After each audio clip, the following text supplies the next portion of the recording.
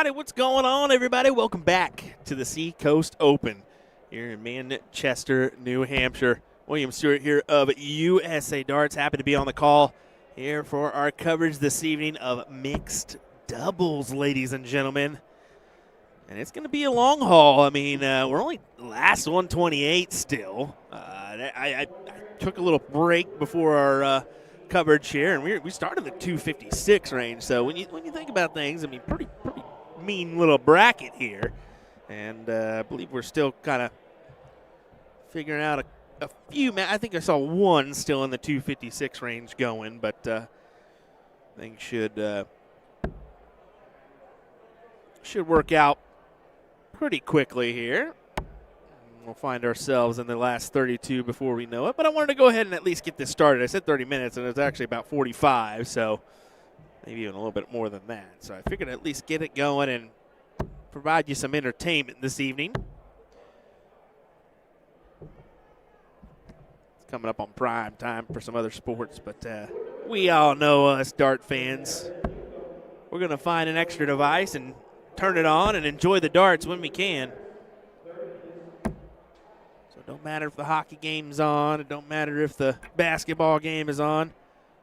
Turn on the darts. Let's enjoy some USA Darts tonight, live from Manchester. Tell you what, great spot we are at this year. I was unable to make it to the event last year. I did remote commentary. Fun fact, it's actually my wife's birthday, so every year this event kind of runs in line with my wife's birthday. So last year I took the time to spend it with the family.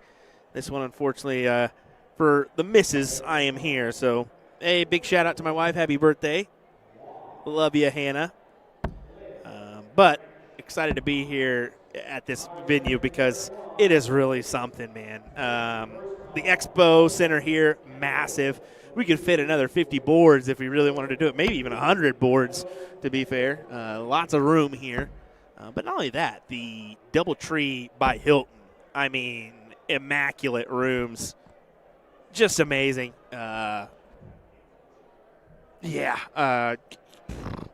Anytime you get that kind of treatment, gotta love it. Anyway, we got the Dags taking on Rudge and Grakey here.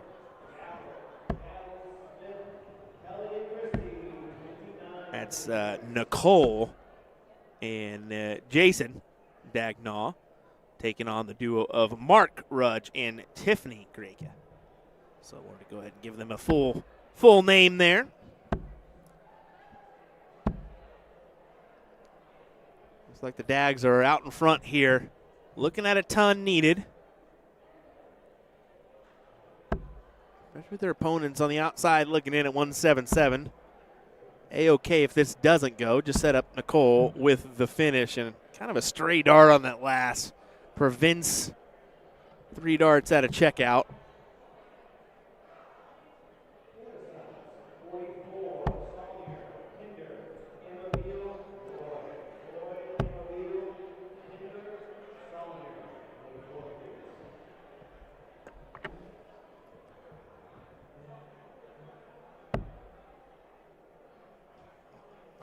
For tops. Oh, no. Another stray into the one. This will give Mark a look at the 97.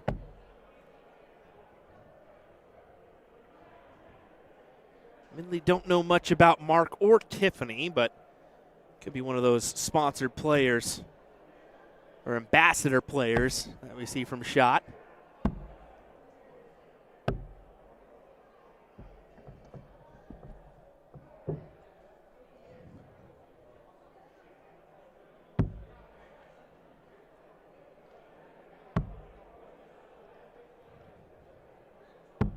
Back to Dags, and he had to go for it. Now things get a little interesting for that team. See, Tiffany definitely elbow out, well out. But whatever works in your dart throw. Very difficult to make that work out for yourself, but I mean, if it gets the job done, go ahead and do it. Jim Furyk had one of the weirdest swings in golf, but He won a few titles in his day. Back to Mark, 17 for 32. And that nails it. You messed around and found out, Dags. Dang, that stinks. We've all been there, though. We've all been there, done that. Just messed around a little bit too much with that old checkout and that advantage that you have. All of a sudden, bam, you're down.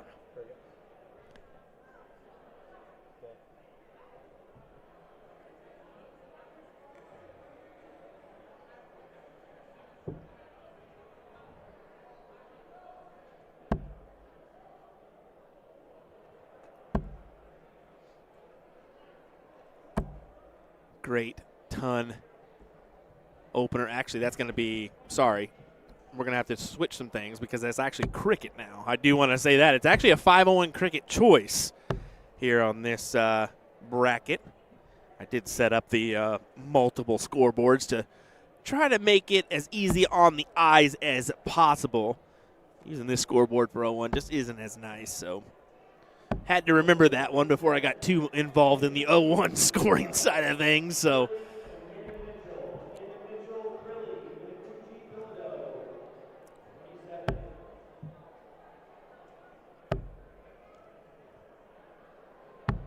gotta find something of value, and nothing is there. So Dag's probably going to attack the 19s here. Try to grab those as well. I think he could have gave it at least another dart at it. He opted for the 18s, but I think with the 2 against you there, or the 2 for the opponent, go ahead and try to hammer it out. If you come up with 2 singles, whoop-de-doo. I mean, most likely you're going to have a shot when Nicole comes to the board. But however you get the job done, it's a doubles format, so it makes it difficult. There you go, 7 mark. So maybe it was smart of him to opt out on that one. Maybe it was smarter for him to go to the 20s instead. Well, we'll see. Early stages here in this leg number 2. Number 2.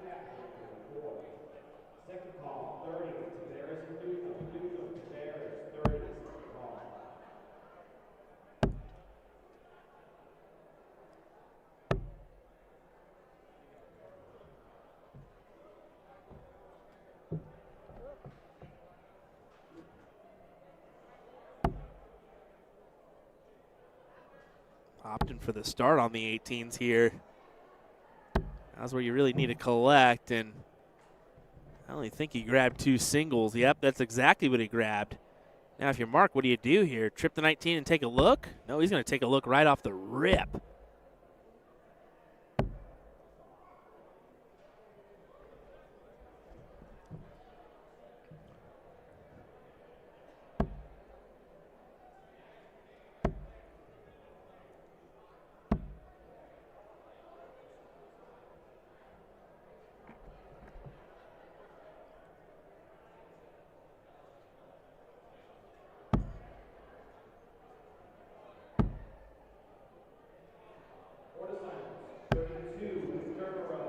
Just stuck on the 3 segment.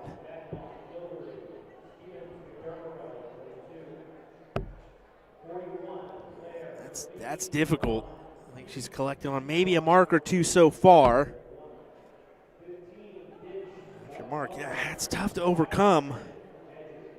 Just got to keep pep talking your partner. Hopefully she starts collecting here, but now your back's up against the wall. You need everything you can get here. That'll work. It's not enough to take the point lead, but at least grabs you a house. Now, how long will that house last? Probably not very long. Nicole will probably, stab it right off the go. There's the 2.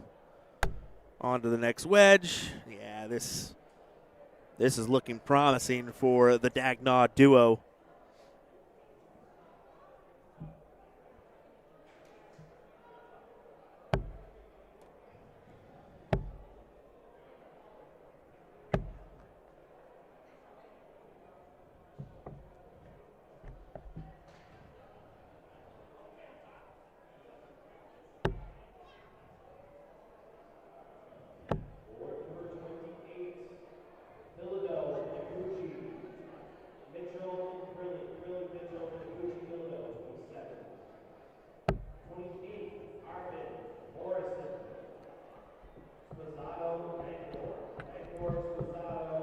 Just one step closer to the win. That's all you got to be thinking there. It's okay. It's just a 2 mark.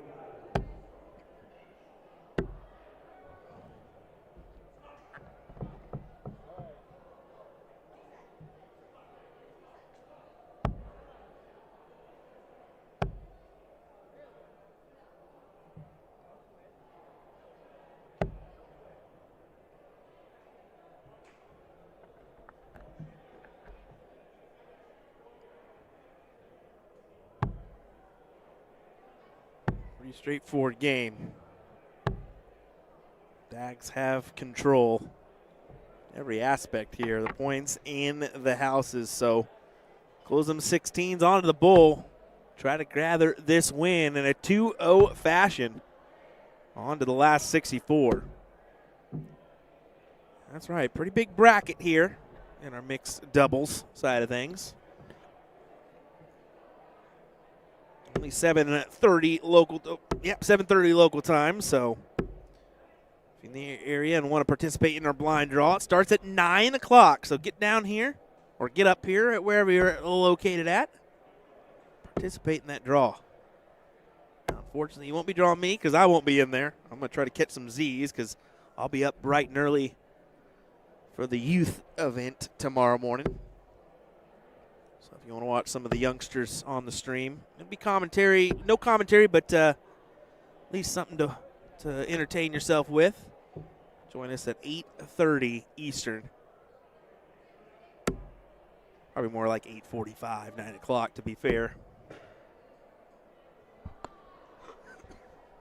But that is enough for the Dags to get it done here in our top 128 matchup. As we're going to keep trucking on here from the Seacoast Open. Folks, thanks for joining us. We appreciate it. Wait a second. I can't say the Dags won if they didn't win the first leg, right? Exactly. So let's go back to it, Will. Right. Be right before you're wrong. Come on. So 1-1. I can't believe none of you people in the chat, even stopped me on that one. Come on now. Shows how much you're paying attention. Now, I do not know if it's cricket or 0-1. I believe it'll be cricket. Yes, it will be. In this choice format, you just don't know. But most of the time, I'm going to think it's going to be cricket. Seems like the smarter option of the two.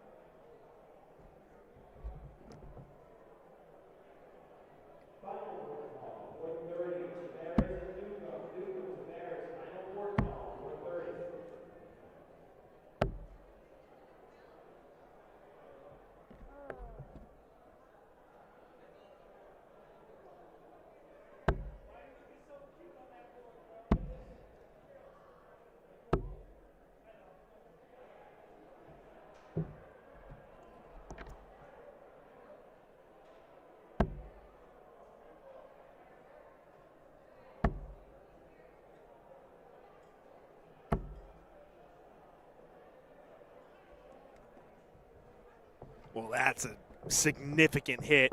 Great 7 mark for Jason. Really forces Mark's hand here on the 17s. Needs the triple at the last, can't find it. Chase says, laugh out loud, whoops. And then Daryl throws says, I would have corrected you, but I was rolling one. Hey, brother, I understand that, but share, come on. I'm just kidding. Anyway. Look at this right now.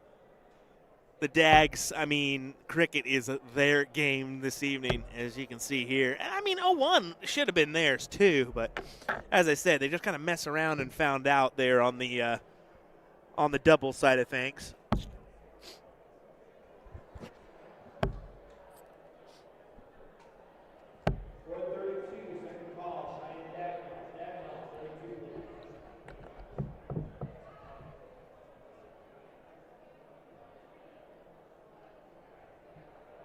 I think there was a little confusion there for Nicole and Jason. They heard Cheyenne Dagnall called over the board, or over the PA system. So, yeah, you can see Jason's calling Cheyenne, telling her, "Hey, you're up on such and such board if you want to show up." Anytime you hear your last name, it's kind of like a scare over the PA system. Like, oh, what did I do? Even if it's not your first name, but the last name, hands up. What did I do?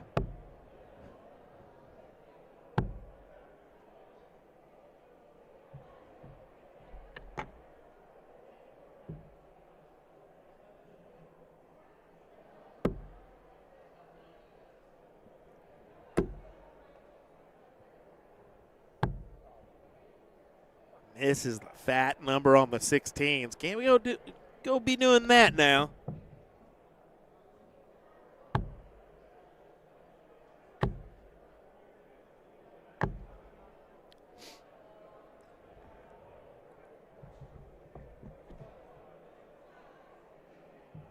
Two bulls and a single 16. Gets the job done.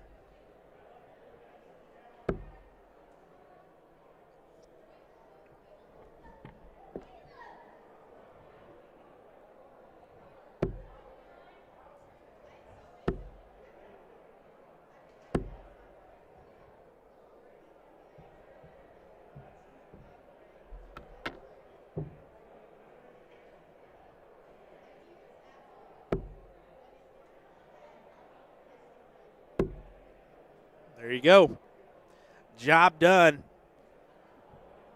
Took an extra leg, but either way, 2-1, and you're into the last 64. Can't complain about that.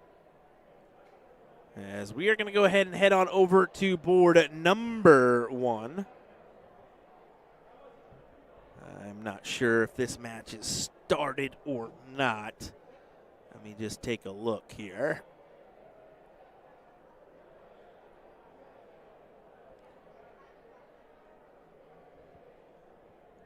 Everything did work, so there we go.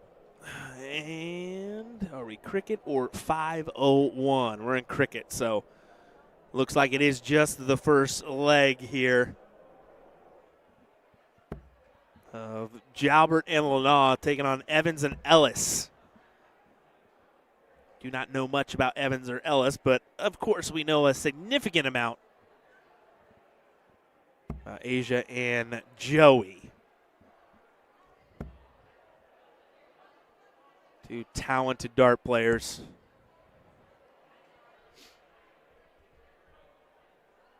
We're making a small run, not as much as he would have liked in the singles 01 event, but Asia making a run to that finals and just missing out to Paula Murphy.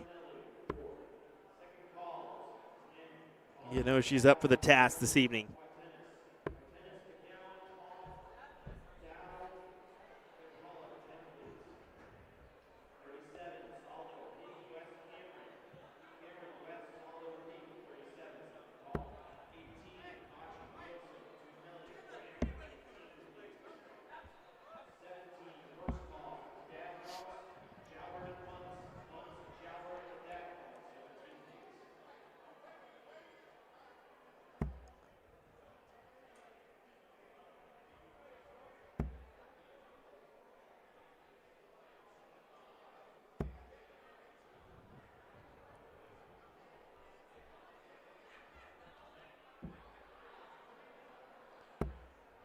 You know, this is going to be a difficult team for Joey and Asia. I mean, just looking at that right there, hefty little 135 brings Asia down to 92.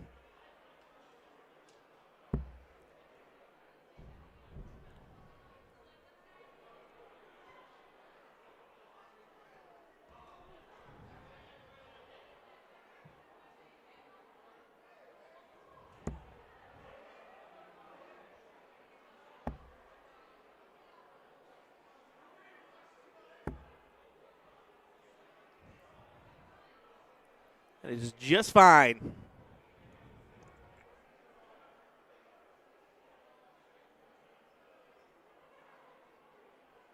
Gives Joey the option. Most likely he'll go 16 for tops here. I don't really see him go at 36 a lot.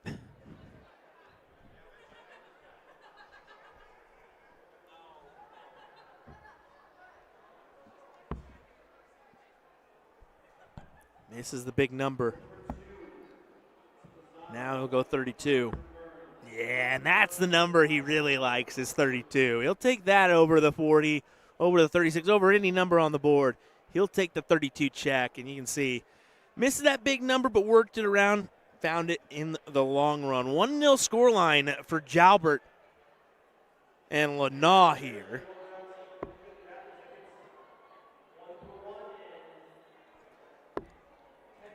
As we will go into our cricket leg.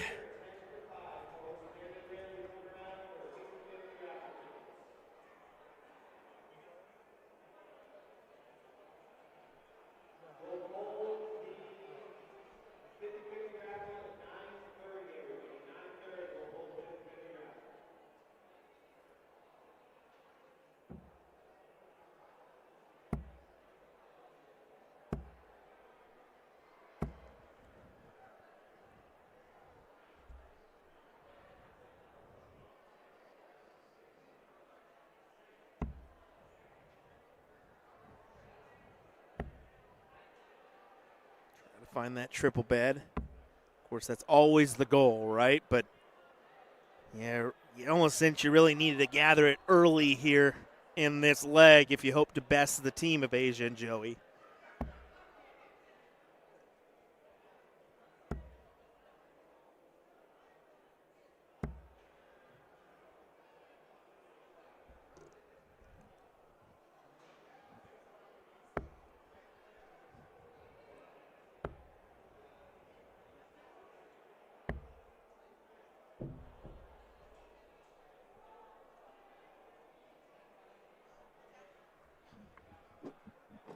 That's a great triple there for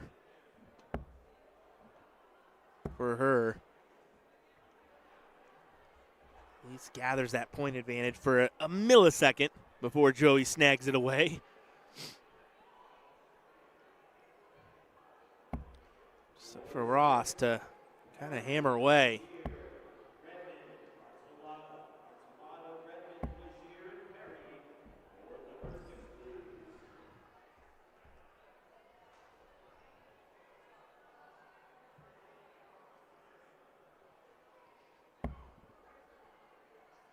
This, a little reminder, I'm actually going to be up in this, well, I can't say really this area, but I'll be up in the Northeast again next weekend. For you that want to make the trek on the other side, I don't know how I want to say that. I guess on the other side of New York. Yeah, we'll just put it that way. Niagara Falls next weekend is going to be the bullshooter event. So if you're thinking about playing some soft tip, I know it's not too far away for some of you. Go ahead and head on over. Enjoy it. Big 9 mark for Joey as he takes full control here of this leg.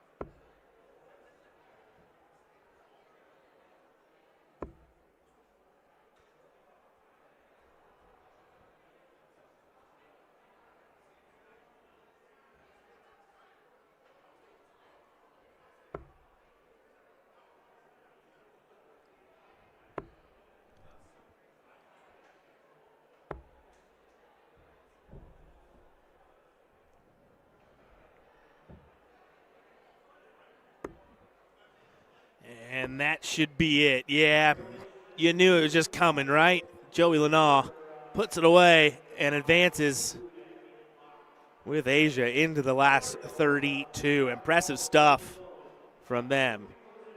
And we're going to head on over to our next matchup here in just a moment. I'll take a quick break, and we'll be back on board number 2 in just a moment.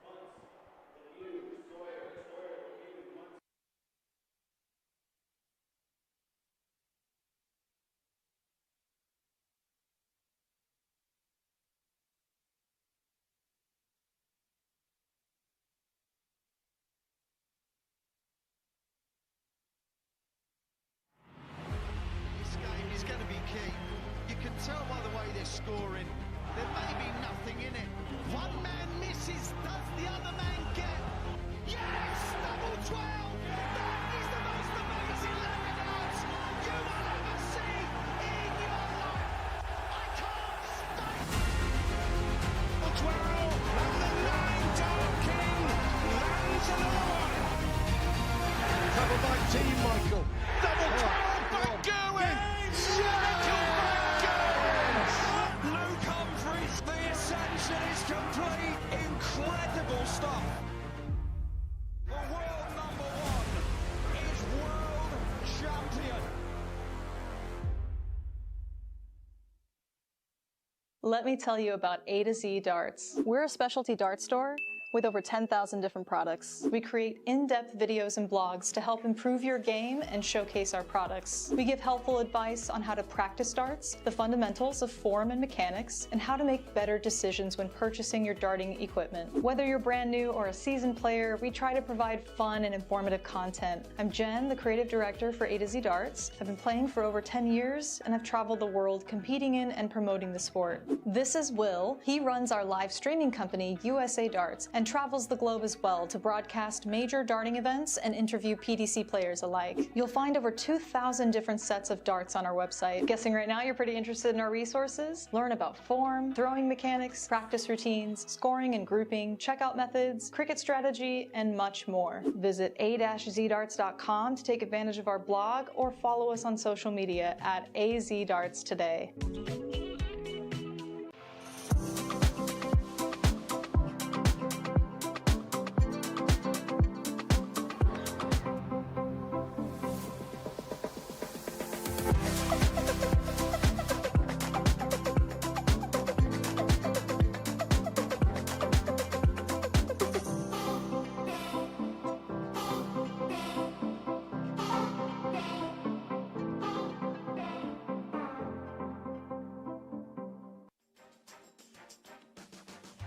Take a trip down memory lane with our November Dart of the Month special featuring all the remastered classics from Heroes 50th anniversary.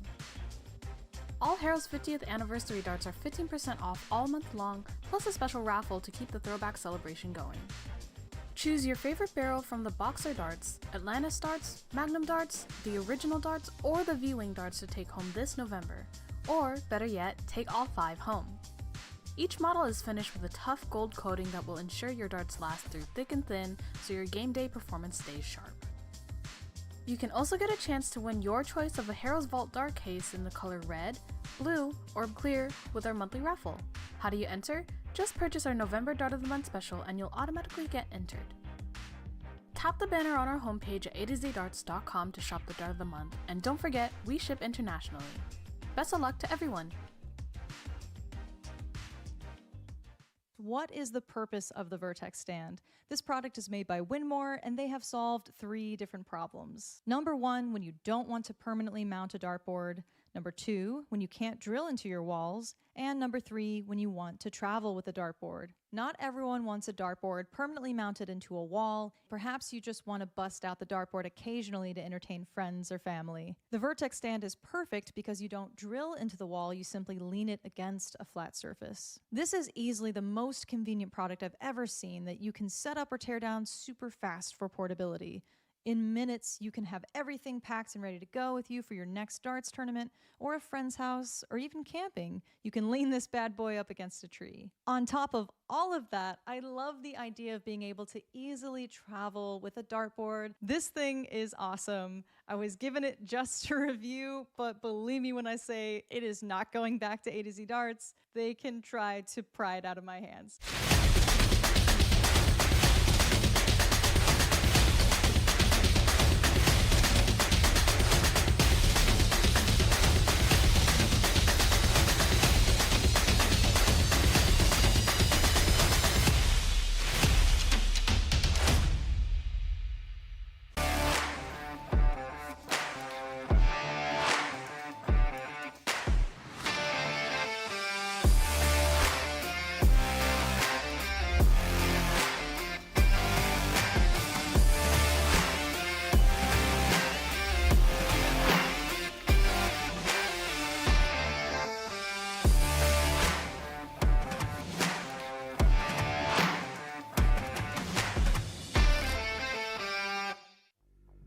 Callisto. A range offering 3 different variants. The key similarity of all options is the unique matte texture and reverse cut all throughout. Those with softer or clammy hands looking for grip options that don't tear up your skin might gravitate towards this range. The matte coating and simple groove proves you don't need insane milling to create consistent grip. We rate the Callisto range overall a 3 out of 5 for grip intensity. Callisto by Winmore, available now. So today we're going to learn how to throw a dart. In each turn of darts, you get 3 darts to throw. So with all 3 darts in your non-throwing hand, step up to the toe line. If you're right-handed, put your right foot on the line. Lefties, left foot. This isn't baseball, so you want the same foot forward as your throwing arm, not the opposite. Usually the toe line is set so that your foot will be right up to the front edge of the line, not behind it. This toe line is also known as the aki. The position of your front foot is usually at an angle to the line, to some degree. Your back foot should be a little bit wider than shoulder width away from the front. Put 1 dart in your throwing hand while holding on to the other 2 darts in your other hand. Looking at the dartboard, focus in on a spot you want to hit. To start, let's look right at the bullseye. As you stare at your target, lean forward, bring the dart up and draw it back towards your eye. Throw the dart by moving your hand and forearm towards your target, keeping everything else as still as possible. Hold your position while transferring the second dart to your throwing hand and repeat your throw. Once you've thrown all 3 darts, your turn is complete and you can retrieve your darts from the board. And yes, it will take some practice to get the dart to go where you're aiming. It's not as easy as the pros make it look. But with practice, I guarantee your accuracy will get better, and I tell you, there's nothing better than having 3 darts go exactly where you wanted them to. If you've already been throwing darts and have had success with something slightly different than what I've just explained, great, fantastic. As long as it works for you, no problem. Just keep in mind that any extra movement in your throw will make it harder for you to hit your target consistently. As a beginner, just try to get all 3 darts to land in the same area. As you build your confidence, you can narrow down your target, getting all 3 darts to land in one number, say, like the 20s.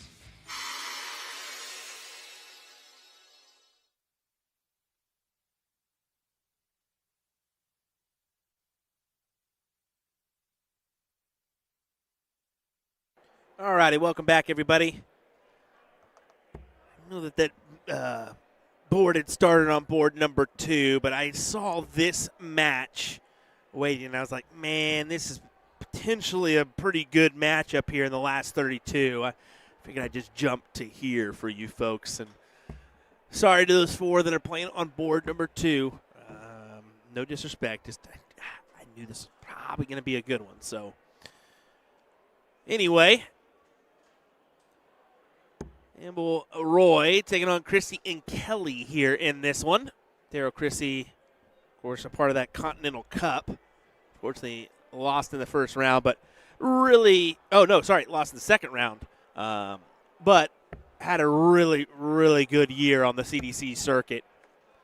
Just even make it to that point. Definitely a person you got to watch out for in the future. I was honestly a little surprised to see Daryl and David Cameron make the trek down. But if they got a free weekend, why not give it a go, right? This one probably a little bit easier for them than others. I actually wonder how far their drive potentially is, or if they took a flight.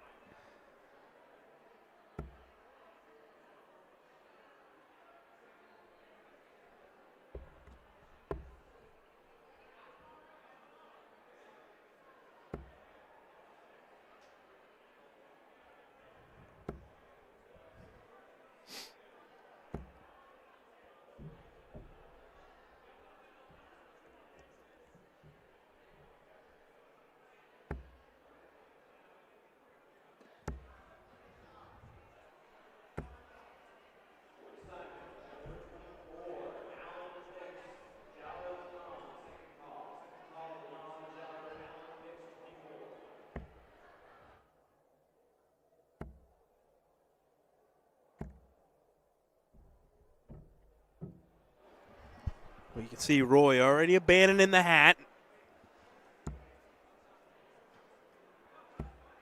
Trying to find anything he can to make this leg and match go his way and enter into that top 16.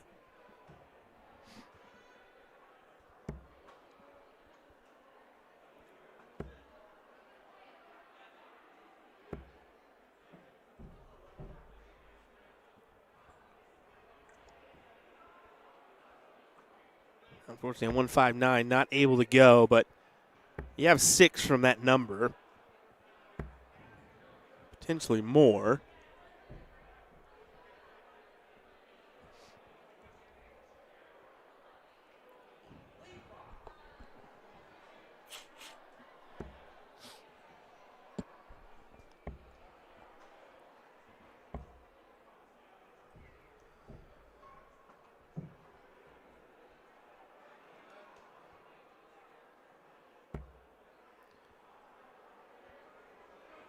That's a check. Make sure that she's got a look here. She does. She'll have to stay right there. A little bit difficult to work around, but if she can, it'll be double 18 needed. Now just looking to set it up. You can stay right there or go tops. She stays right there to leave the checkout opportunity at 56.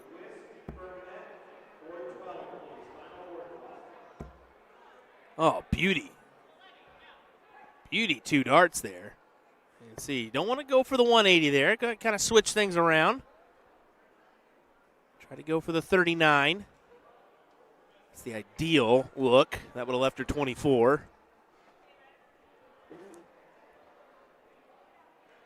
Now Darrow's got to take this turn a little bit more serious here. 16 for tops. Got to have it. There you go. Great collection from Darrow Christie.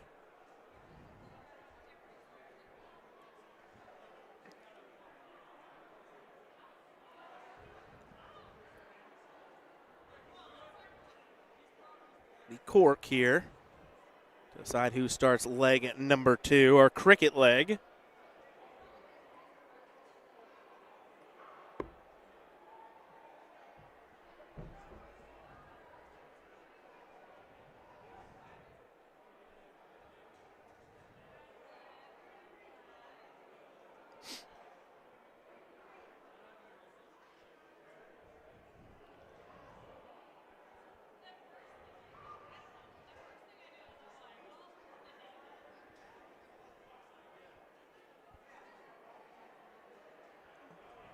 Doing the classic David Cameron stare at the ground before getting underway with this throw.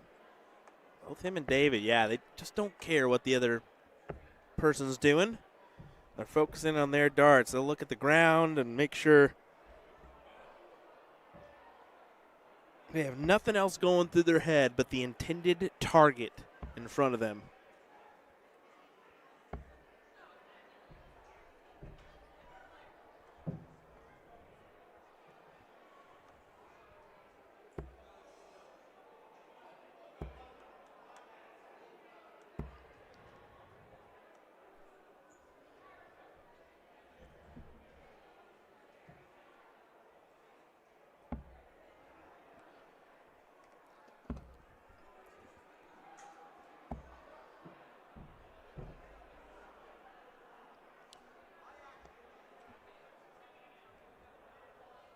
Back and forth, back and forth. Darrow has the advantage, though. If he can just hit a single 20, he can go ahead and close the 19s if he so chooses.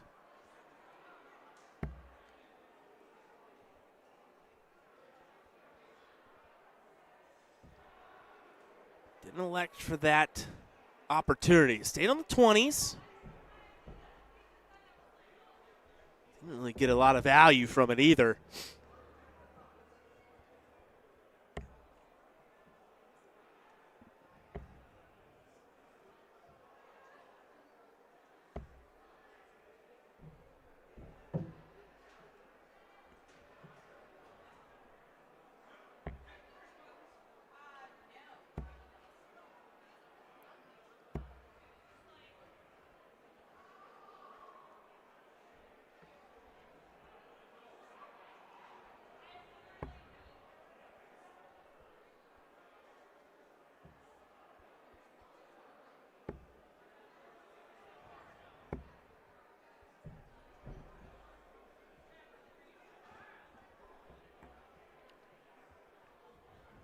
Just a little adjustment of the glasses before getting underway.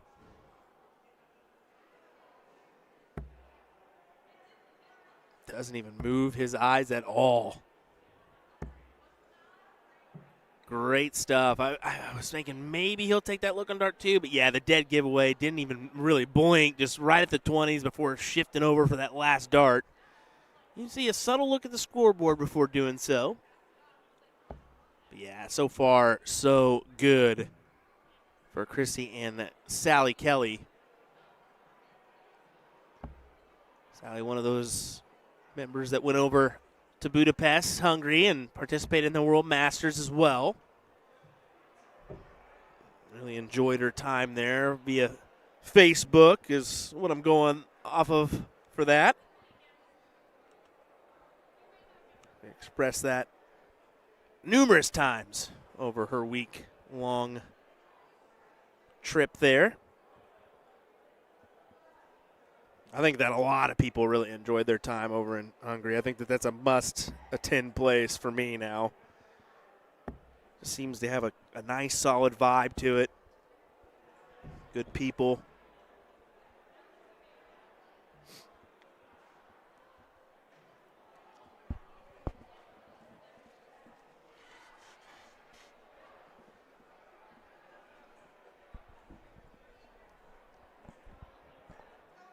See this technique from Chrissy. I mean, really technical with it on the setup.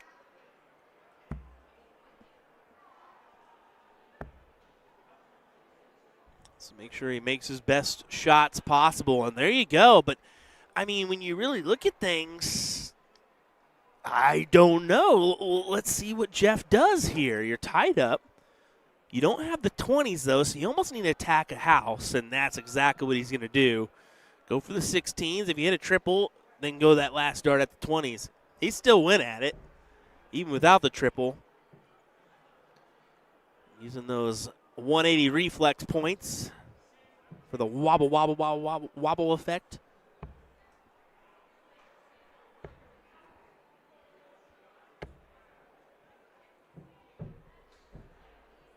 Oh, boy. Sally tried to shut the door. I was thinking maybe a point first before going to the 16s, maybe two. To each their own, though. I mean, this is a tight back and forth.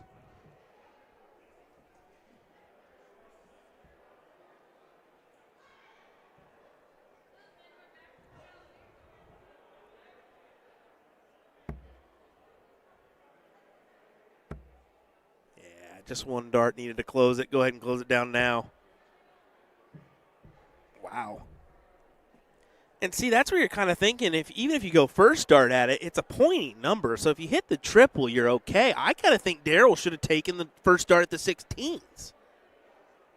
I mean, why not? And now Jeff's got an opportunity to close the door on the 20s with the advantage. And he doesn't take the look either. Huh.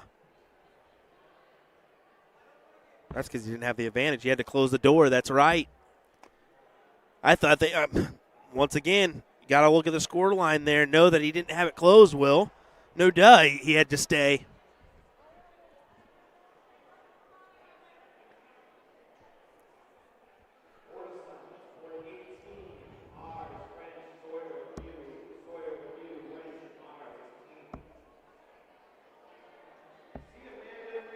Oh, Jeff really wanted that.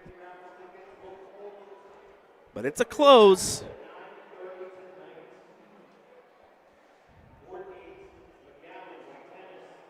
How does Darryl go about it? You gotta go 15s first here, surely.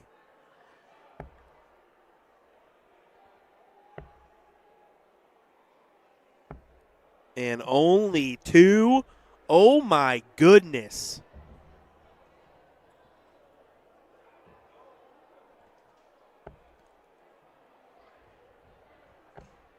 Yeah, excellent dart to work off of for Jeff. It's enough to give him the advantage. Force Kelly and Chrissy, two of the Bulls. I think you close it. She wanted it, but it goes outside.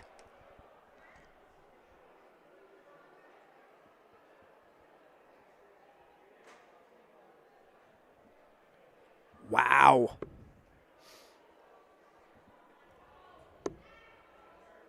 Oh, my. You can see Jeff. That was definitely in the bull. But now 3 bulls and a single 15, and it's game over. So, Daryl, first start has to be bull here.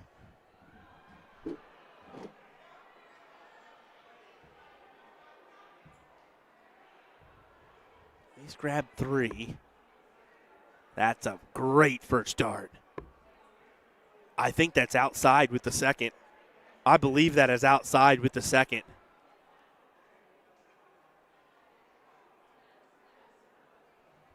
You got to stay bull, right? He went 15th. I mean, we'll see what happens here now. Jeff only needs 3. I don't mind the close because, I mean, it forces him to hit right here, right? So I don't mind it from Chrissy. Now I really don't mind it. Excellent stuff as they may escape here with the win after all.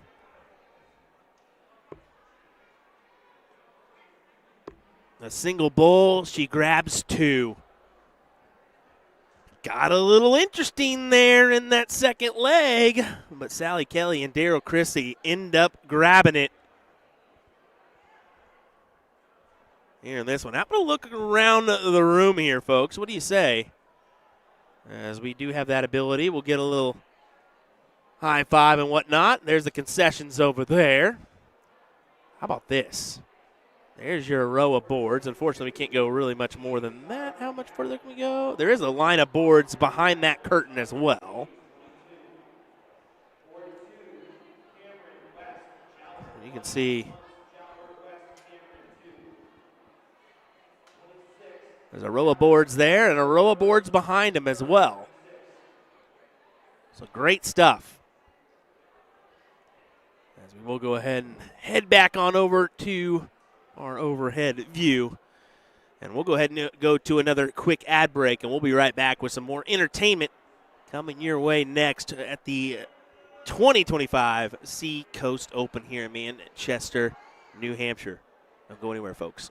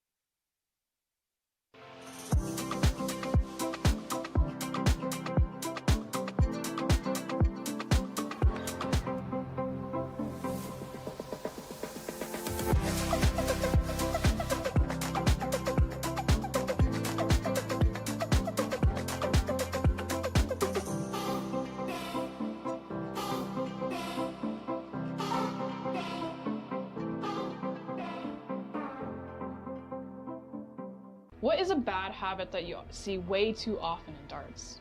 Just one? I mean, name as many as you want.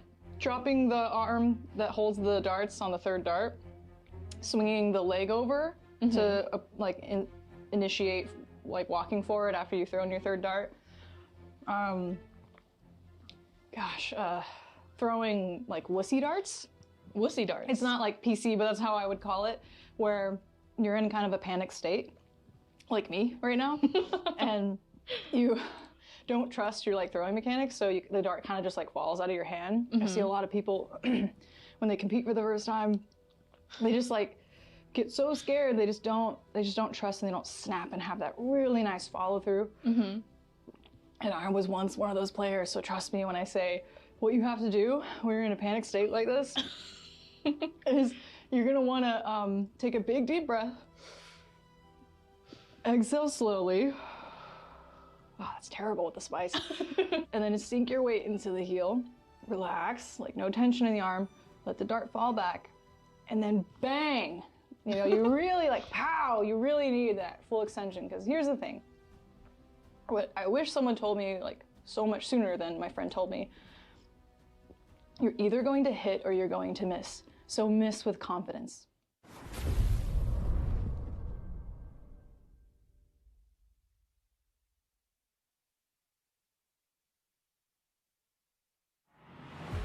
This game is going to be key.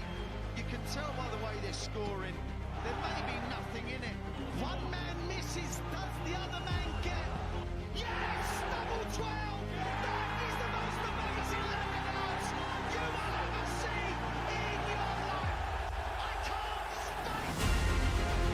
Double 12, and the 9 Dart King lands another one! Covered by Team Michael. Double 12, back going! Michael back going! Luke Humphries, the ascension is complete. Incredible stuff. The world number one is world champion. Let me tell you about A to Z Darts. We're a specialty dart store with over 10,000 different products. We create in-depth videos and blogs to help improve your game and showcase our products. We give helpful advice on how to practice darts, the fundamentals of form and mechanics, and how to make better decisions when purchasing your darting equipment. Whether you're brand new or a seasoned player, we try to provide fun and informative content. I'm Jen, the creative director for A to Z Darts. I've been playing for over 10 years, and I've traveled the world competing in and promoting the sport. This is Will. He runs our live streaming company, USA Darts, and travels the globe as well to broadcast major darting events and interview PDC players alike. You'll find over 2,000 different sets of darts on our website. Guessing right now you're pretty interested in our resources? Learn about form, throwing mechanics, practice routines, scoring and grouping, checkout methods, cricket strategy, and much more. Visit a-zdarts.com to take advantage of our blog or follow us on social media at AZDarts today.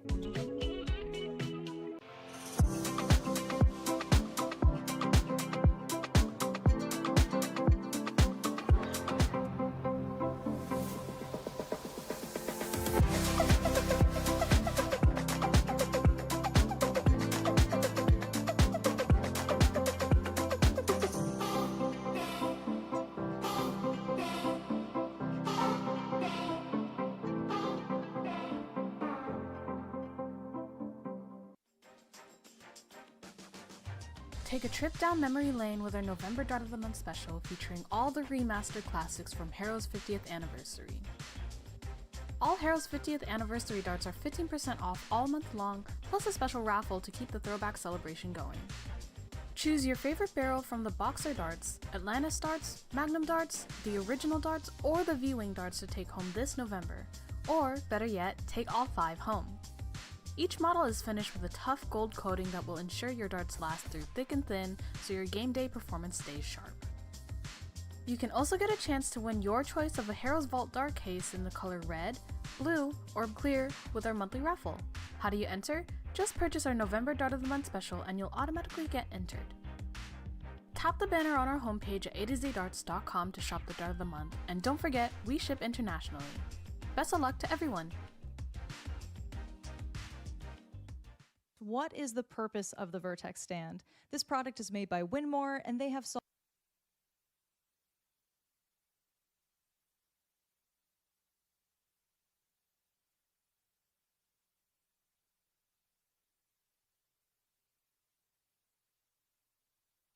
Sorry to cut you off, Jim, but nobody cared anyways. How about that? I'm just kidding.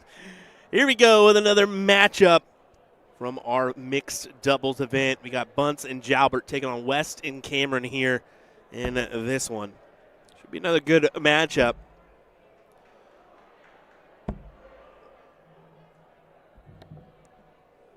Especially name-wise, doesn't get much better, does it?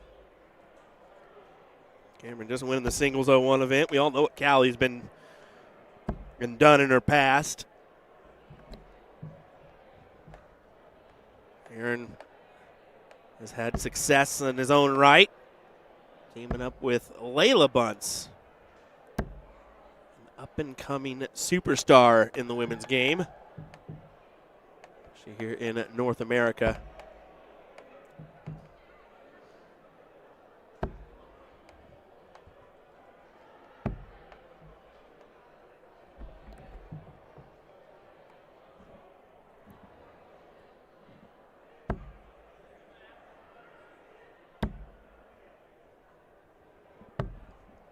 Just looking at brackets. And by the way, if you're wanting to know where we are at in the brackets, you can always check out our description. It's got a link to Dart Connect, as well as a link to the Seacoast Open Facebook page. So you can find out more news about the Seacoast Open for next year. If you're looking to participate or show up and be a part of the Seacoast Open, that's the best way to do so, to gather that information. So we'll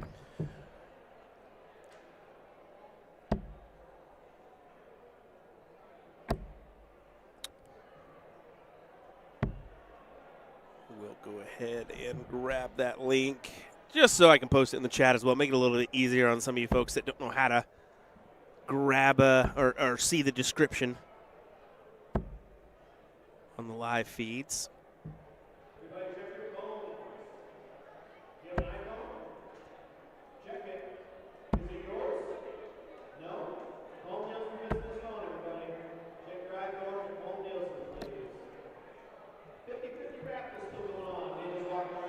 There you go. Chat is, the link is in the chat for you folks that want to check out the brackets. A little bit scattered at the moment, to be fair. Still have a couple in the top 128 finishing out. You have a few in the 164 range as well. So should be square for a few hours of darts at least, maybe a little bit longer.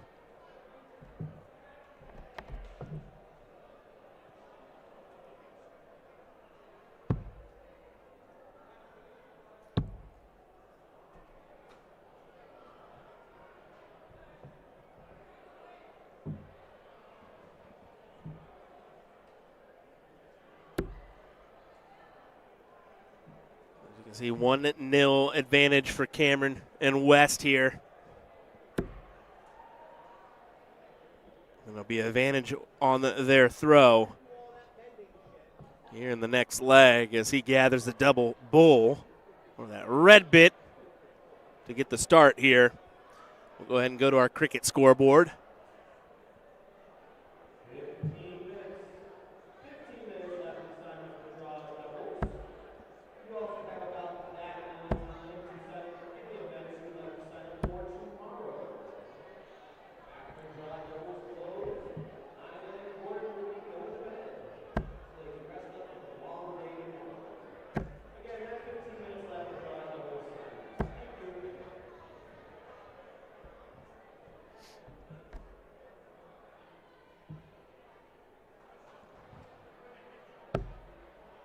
It's a good start.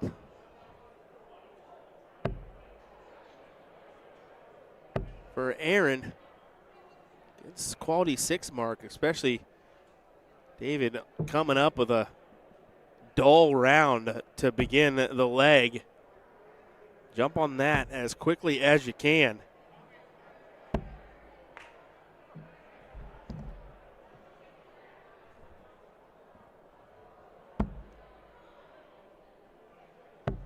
Yeah, Cameron making a smart strategic move there, closing out the 20s immediately and then attacking the 19s.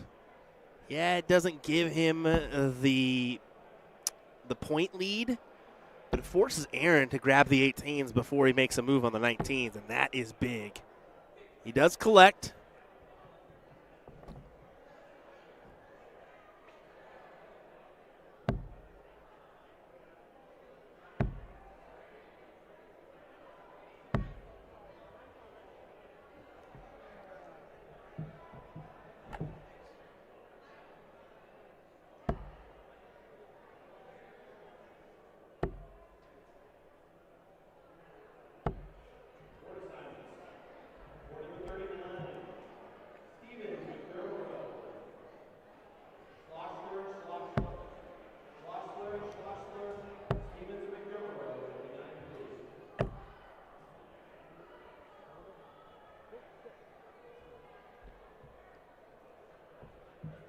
Really interesting back and forth here. 18s and 19s. Aaron, we'll take a look. If you get that opportunity, especially on the higher wedge, you almost have to take the look, right?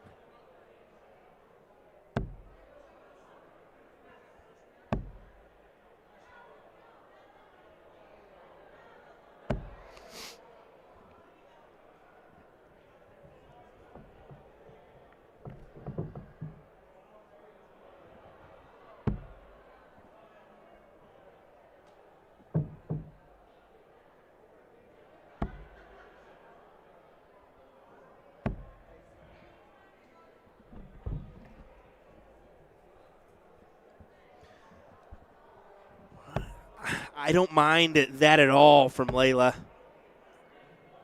But I fear like something big was coming. And it's a solid 7. Aaron, do you have an answer? It looks like he will. Big 54 to start. How about another?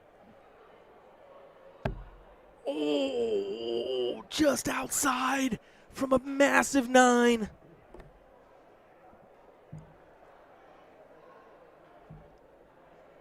What a collection.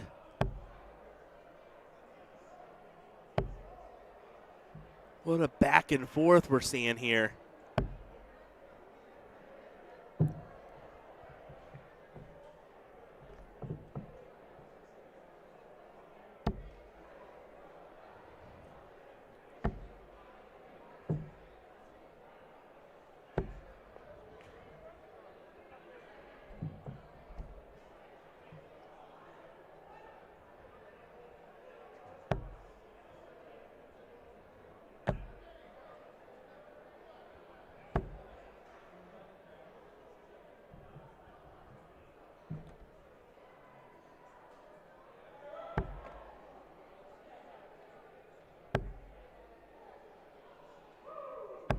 Up. No, he stays. It's danged if you do, dang if you don't move. You can see Cameron saying good shooting to Aaron as he walks by. This is just a great back and forth we're seeing here. There you go, Layla. There's your moment. 3 singles, and it's A-okay. Even that's A-okay.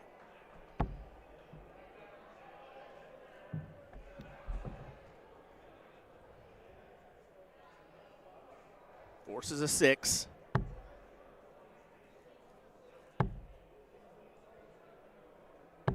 It's a 4, not a 6. So, yeah, that's exactly what you wanted to see with the team of Aaron and Layla.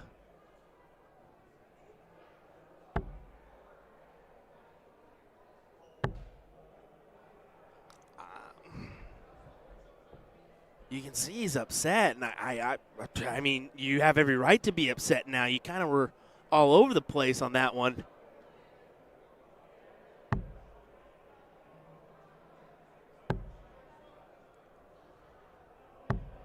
As you can see, I mean, Callie well off the intended mark.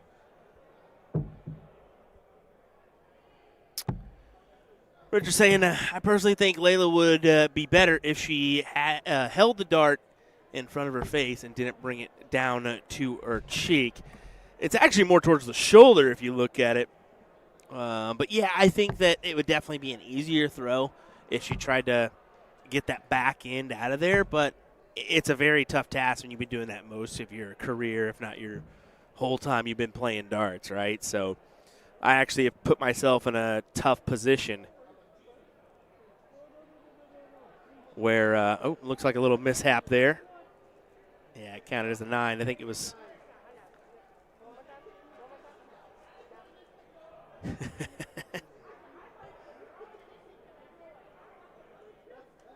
There we go. Yeah, just a 3.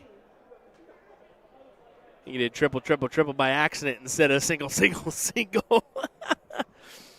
But yeah, I actually worked myself into an issue. To be honest, I tried to develop more of like a Gary Anderson style, like where I just follow through rather than pull back and follow through. And now I feel like I'm in between pulling back and just releasing it through. So it's actually done a lot of harm for me lately, especially in this league I'm participating in now. Hasn't been consistent.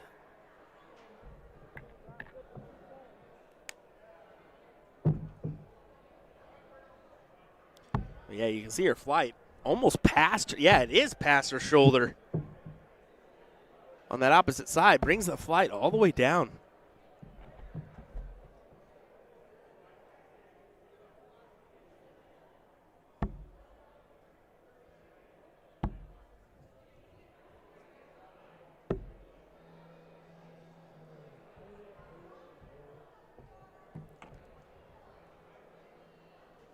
We are tied, ladies and gentlemen.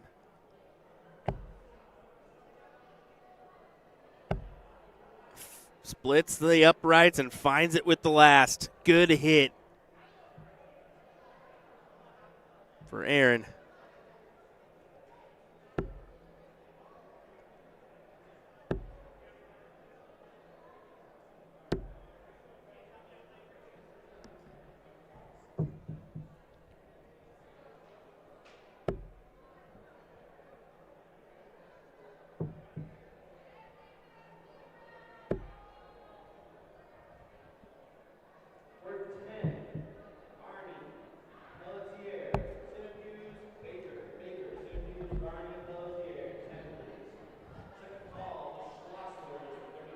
Bull first.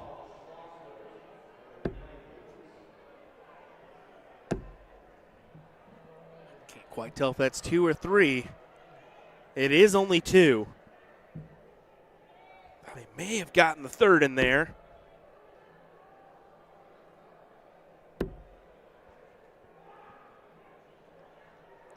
Well off, but he does collect. Man, he worked his way all the way across the hockey there to make it all work out. Good hit from Jalbert. As you can see, what a back and forth leg. I mean, most of that leg, they were 3-5 range. Ended up whittling down to a 3-0 and a 2-8. Still great back and forth.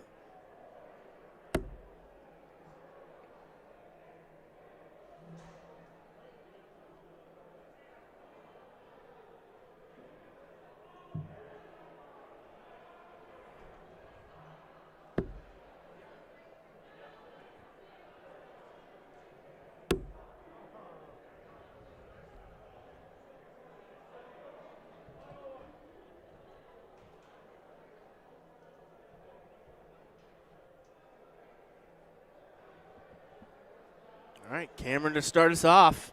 And it is 0-1, so let's go ahead and transfer over. This is the first time we've seen an 0-1 on our last leg decider. As you can see, the illustrious Stowe Bunce throwing away his trash over there.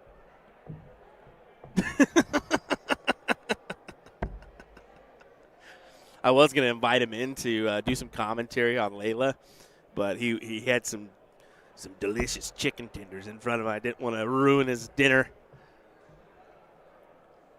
I'm pretty sure we'll get him in the mix on the old commentary this weekend as well. He seemed pretty interested in that one, so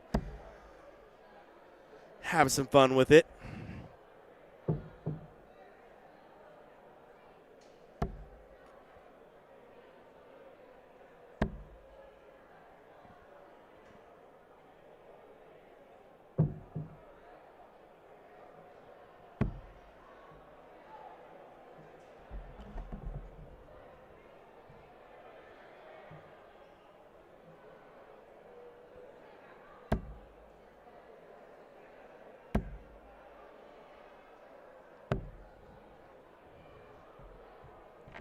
Great conversion on the 139.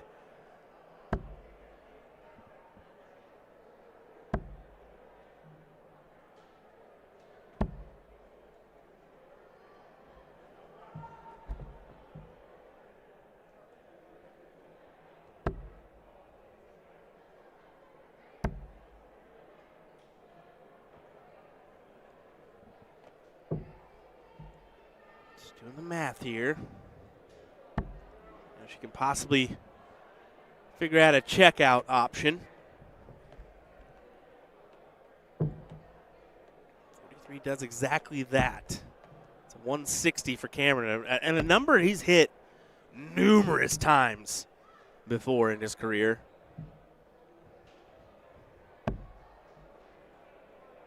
One time for the one time, David Cameron. We'll even zoom in on it. Not today. But it is a solid ton. This would be a glorious 155, though, and yeah, just jinx it. Why don't you, Will? Just give him at least a dart to try to make it worthwhile before you jinx it. Back to Callie. 20 for tops for the match, and what was a great back and forth. Now the question is, will it continue, or is it done and dusted? It's done. Callie gets it done, and look at those averages, folks. I mean, yeah, it does count. It does count that first leg in it. It doesn't count the second because it's cricket. But I mean, great 501 averages there for both of our teams, and David Cameron and Callie West just get it done. As you can see, Layla not thrilled with the way she just played there. That's okay, girl. Hey, plenty of time. Plenty of time. We'll be right back with more entertainment coming your way here next, folks. Don't go anywhere.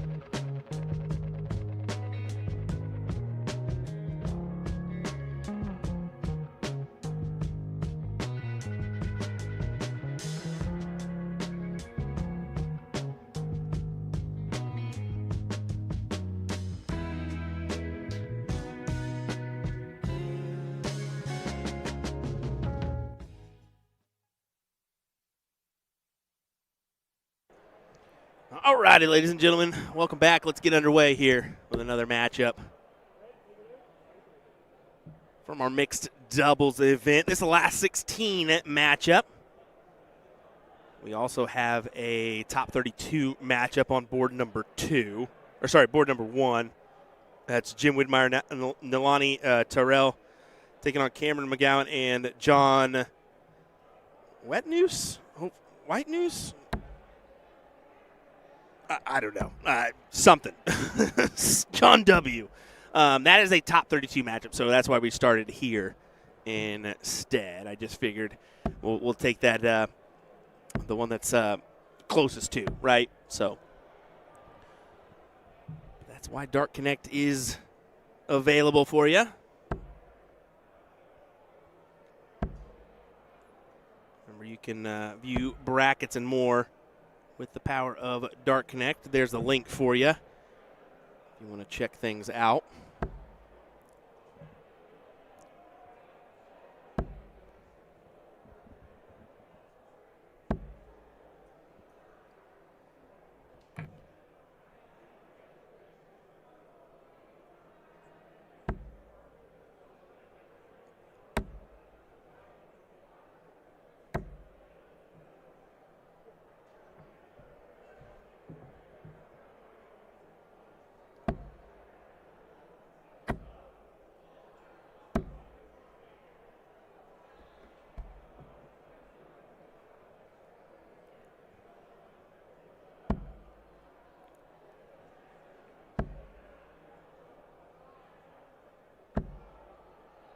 Solid 60.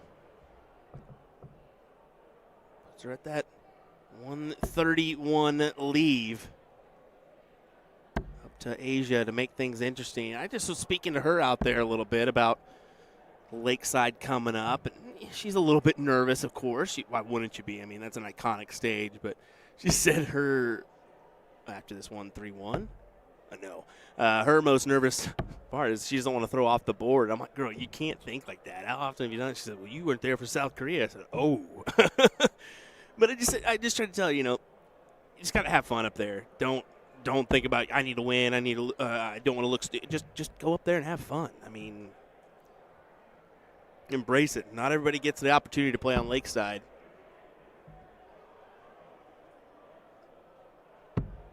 Double 10 grabbed by Callie West. She has not missed that number much today, at least that I have seen.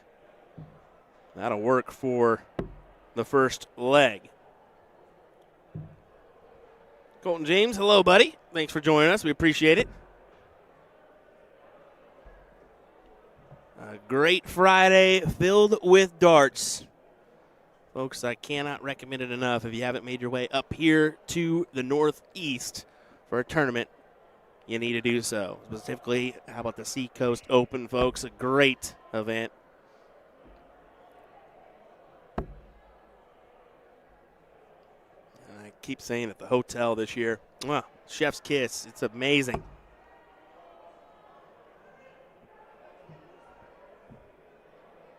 Kind of like the vibe here in Manchester too. We're downtown.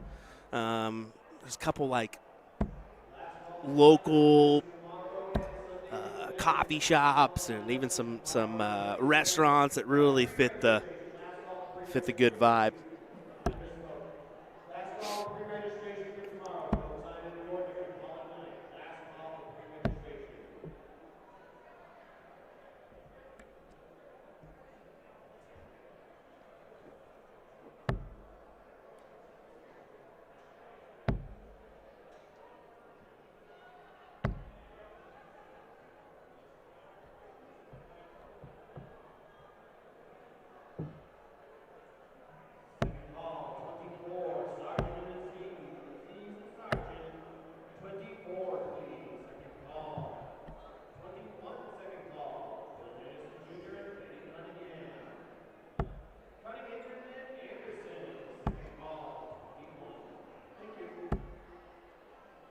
That will work for Cameron to get something on the board.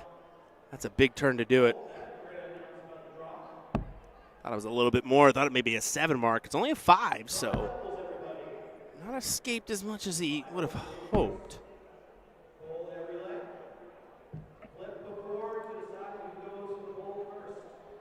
Looks like they are starting the draw as we speak.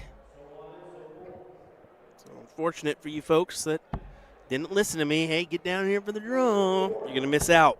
You have to wait till tomorrow to play in those events or the draw in the evening. That'll start at 8 p.m. tomorrow night. Pretty big day of action coming your way tomorrow. Mainly going to be that youth event, followed by men's and women's WDF.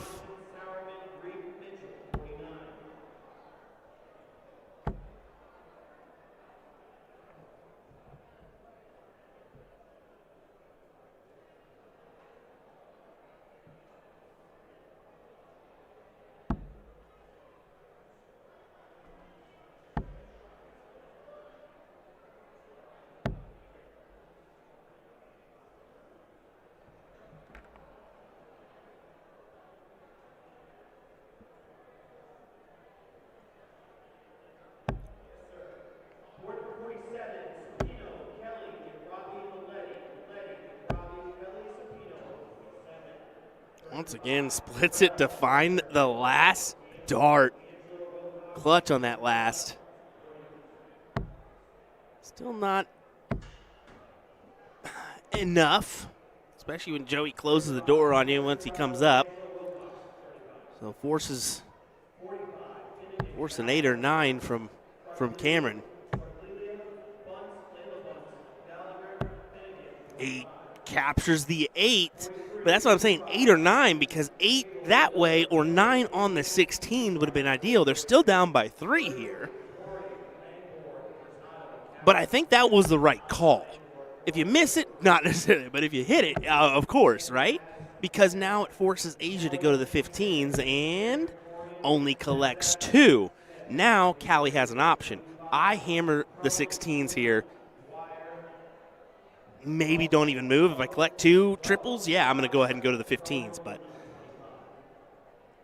let's see what strategy she uses here. I think she's actually talking it over with, yeah, you can see she was talking it over with David there, just to be sure. And yeah, 16s. Yeah, she's not even going to move now. Yeah, I think the talk was no matter what, just stay on the 16s.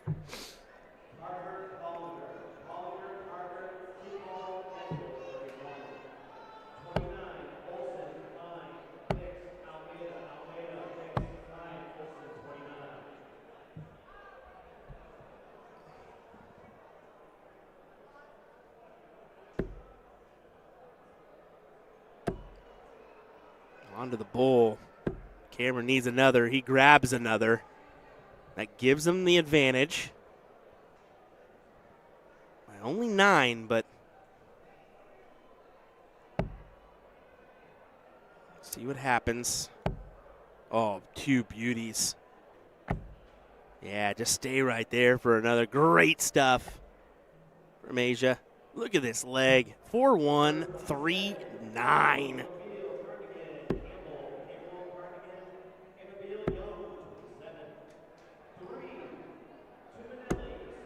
Oh, almost grabbed that other bull.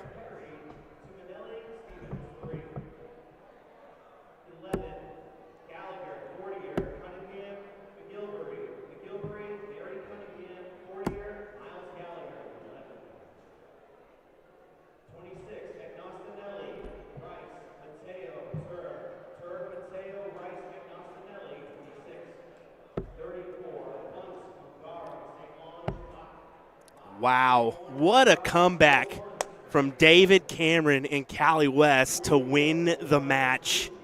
Holy cow.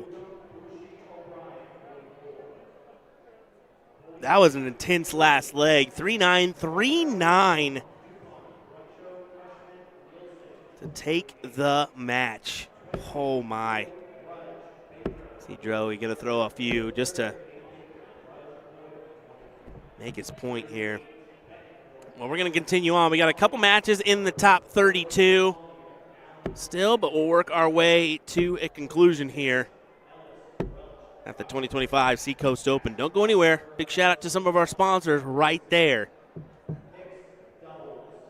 Appreciate your support of this fantastic tournament. How about those Winmore 360 dartboards as well, folks? Amazing. We'll be right back.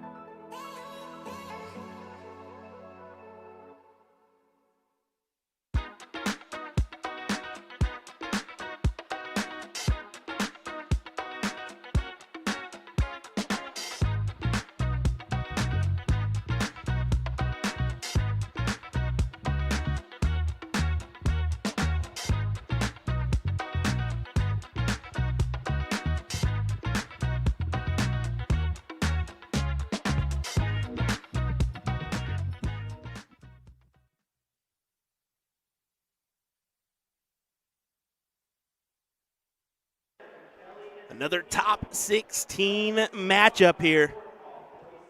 What do you say? Jim Widmeyer, Nalani Terrell taking on Leonard Gates and Paula Murphy in what should be another good back and forth tussle. Jim was just explaining to me he's looking forward to his year ahead. He's going to be doing some international travel.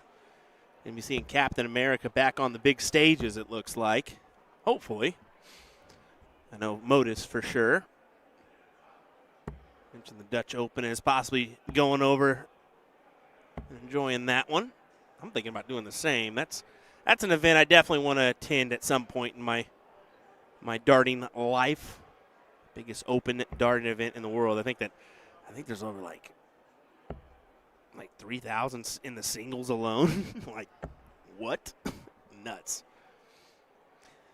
Anyway, he is teamed up with Nalani. Nalani from Texas. Great youth player.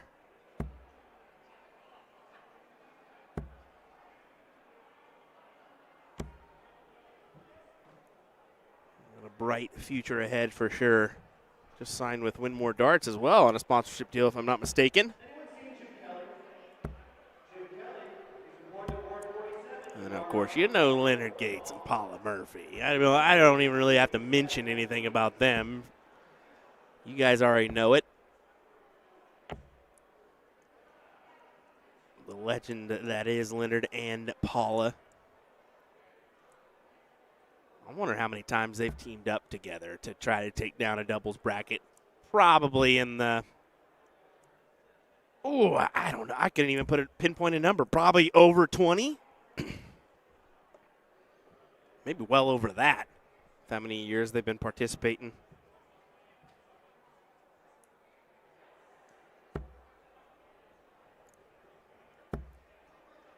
Another one would be ideal for Jim. That's fine too. 90 leaves it at 170. Gates, though, now things get a little bit tougher. Yeah, that first start in the one segment really wasn't his friend.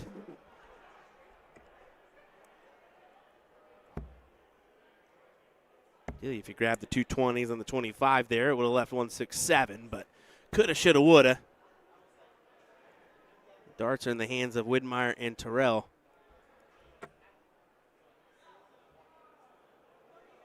I would say Terrell. It's Tyrell. I go for the easy out.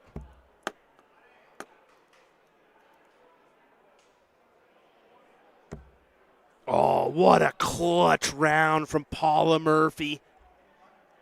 Oh, I thought it was a 140. It was only a ton. That's all right, though.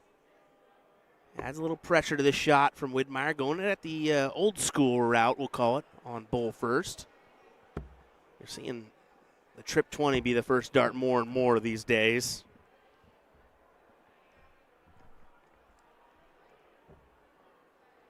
I'm guessing Gates will go triple 20. Yeah, exactly. Now he's got 12 left, so double 6 to grab the leg. Yep, right in the heart, dead center of that double bed for Leonard. It's a 21 dart leg.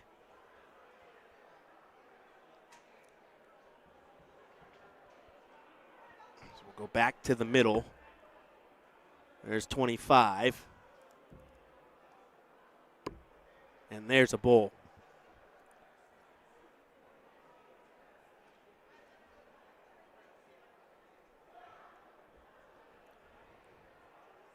Be cricket scoreboard.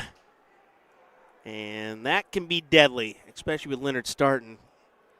Especially if he starts off with a white horse per normal, but not this time. Struggles, only grabs 2. Oh my. Take advantage when you can, Jimmy Widd. Oh my goodness. He can't.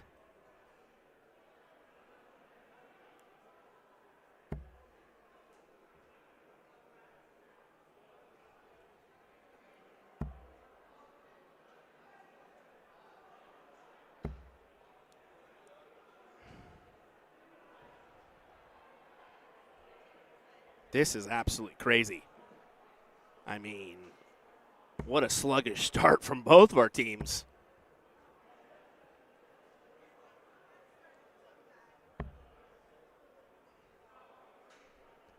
And you can see Nalani shrugging that one off. You have to. You just force it out of your brain. Fortunately, you've already thrown it. It's done now.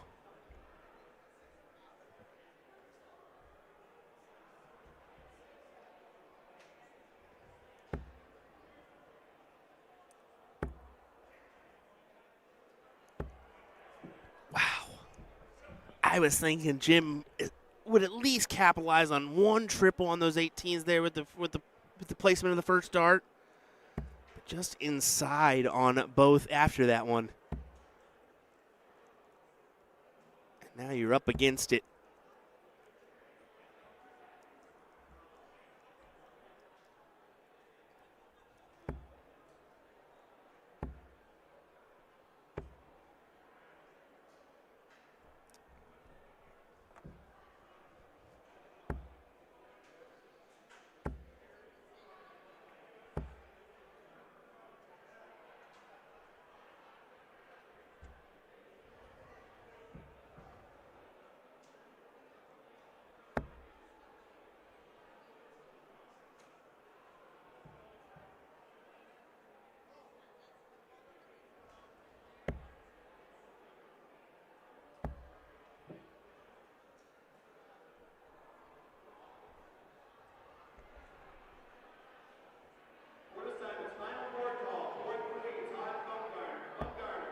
Wow.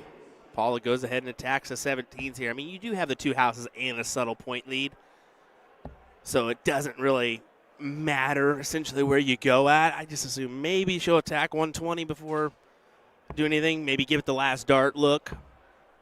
But nah, they're just going to try to get this done and dusted as quick as possible.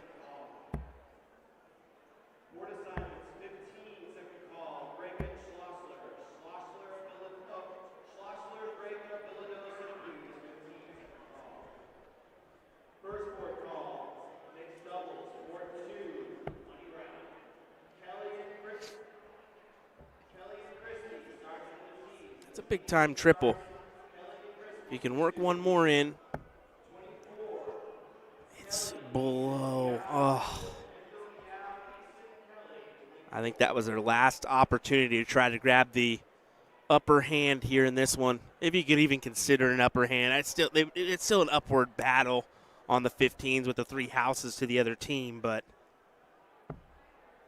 yeah. Unfortunately, just a little bit too little too late.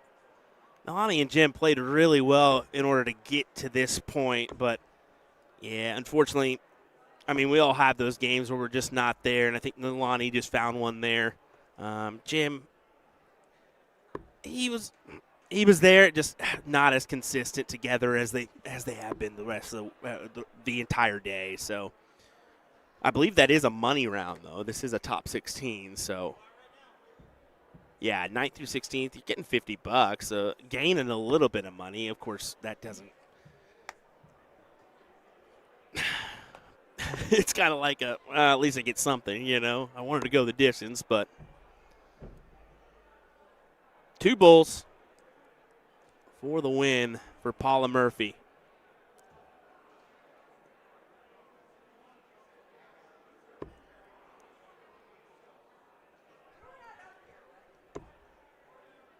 And there's the 2. They get it done. As that's going to be a tough team to beat. But there are some great teams left in this mixed doubles bracket. Folks, don't go anywhere. We'll be back with more in just a moment.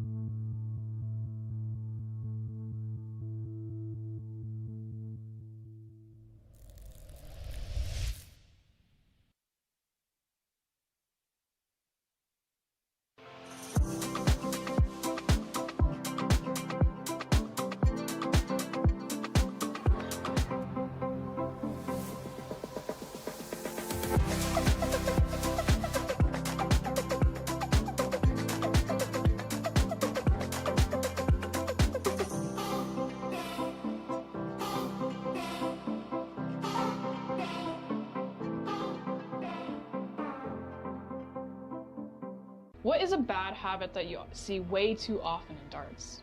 Just one? I mean, name as many as you want. Dropping the arm that holds the darts on the third dart, swinging the leg over to initiate walking forward after you throw in your third dart. Throwing wussy darts. Wussy darts. It's not like PC, but that's how I would call it, where you're in kind of a panic state, like me right now, and you don't trust your throwing mechanics, so the dart kind of just falls out of your hand. I see a lot of people when they compete for the first time, they just get so scared they just don't trust, and they don't snap and have that really nice follow through. And I was once one of those players, so trust me when I say what you have to do when you're in a panic state like this is you're gonna want to take a big deep breath, exhale slowly. Oh, that's terrible with the spice. And then sink your weight into the heel, relax, no tension in the arm, let the dart fall back, and then bang! You really pow, you really need that full extension, because here's the thing. What I wish someone told me so much sooner than my friend told me. You're either going to hit or you're going to miss. So miss with confidence.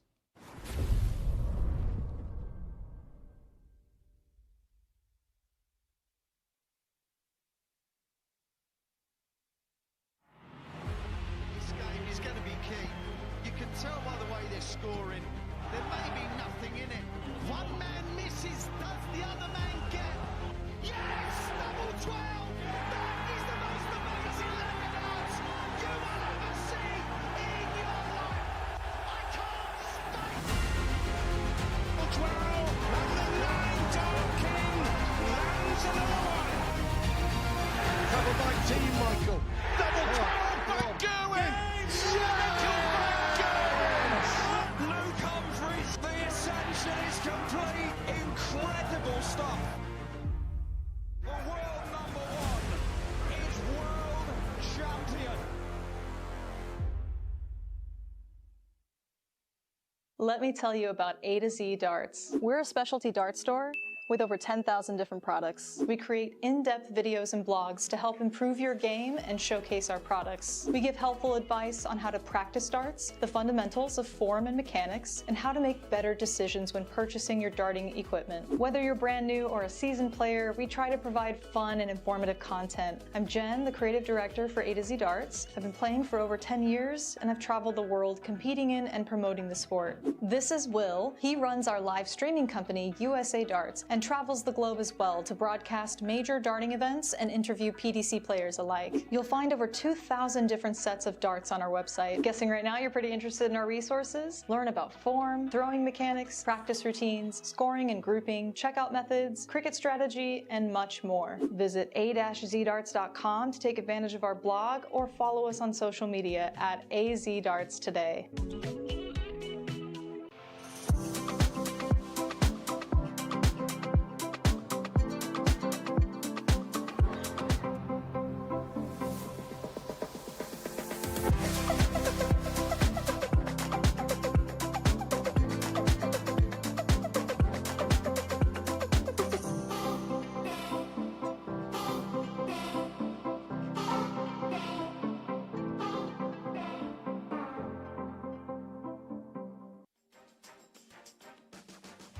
Take a trip down memory lane with our November Dart of the Month special featuring all the remastered classics from Heroes 50th Anniversary.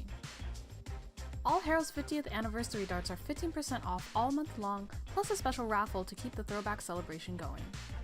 Choose your favorite barrel from the Boxer darts, Atlantis darts, Magnum darts, the original darts, or the V-Wing darts to take home this November.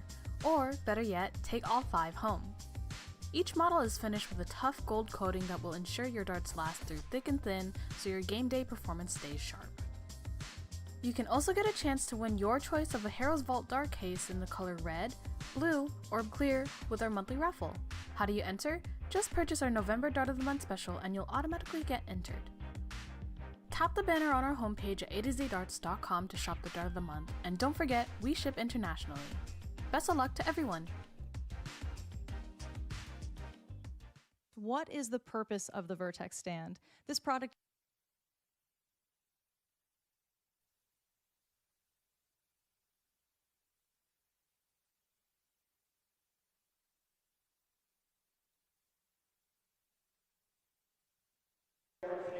All righty. Here we go. Top 16 once again from our mixed doubles bracket. And this time it's Daryl Chrissy and Sally Kelly making a return to the stream versus Ron Sargent and was it Robin? I believe it was Robin. And I am not going to attempt the last name. I am not that dumb. But I am, because I'm not going to attempt it. Anyway. Yeah, it should be a good back and forth per usual. But I mean, we have seen Daryl and Sally put up a pretty good performance so far. I know a little bit about Ron, just from seeing him pass. I admittedly don't know anything about Robin, though, so.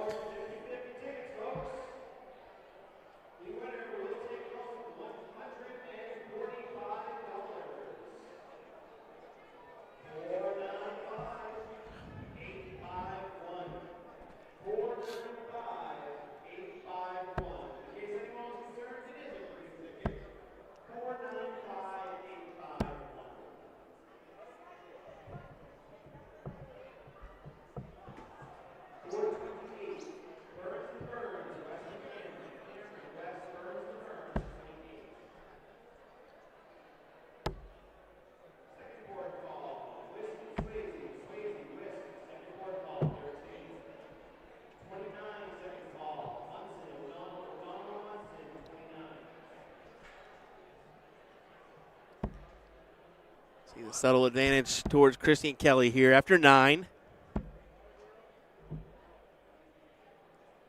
One big triple could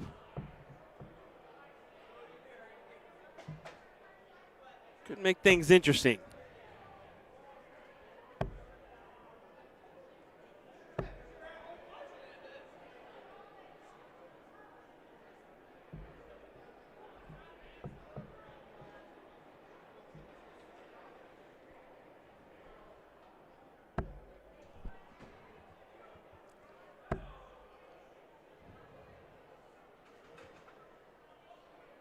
One big triple for either of our teams could really make things interesting, right? I mean, this one currently sits.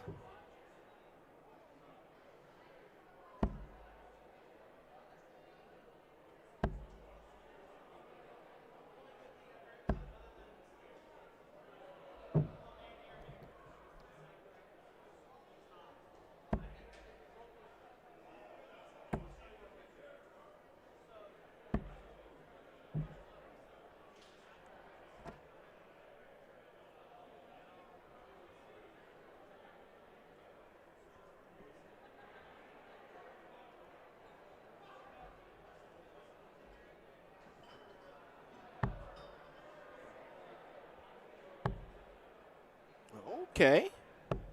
Well, okay.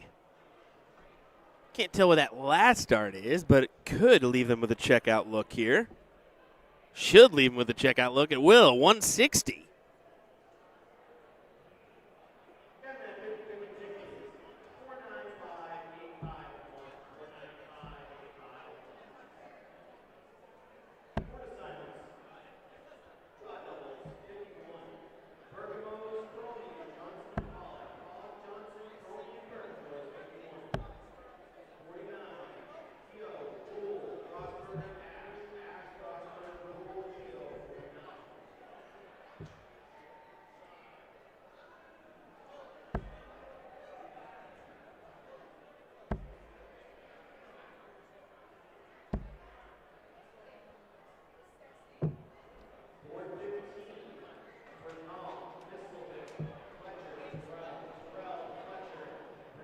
Look at that big round from Ron and Robin as they're able to leave the 6D look to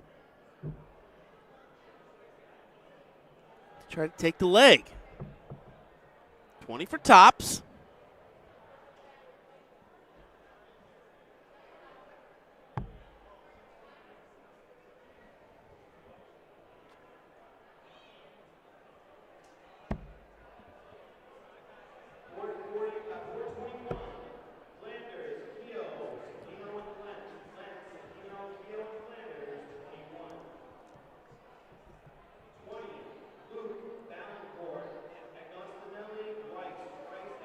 This has to go, you feel.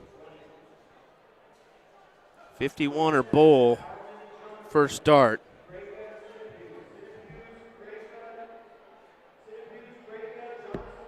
There's the 25.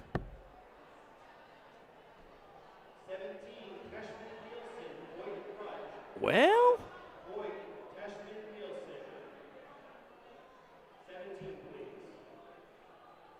I should have been a 16 shot, right?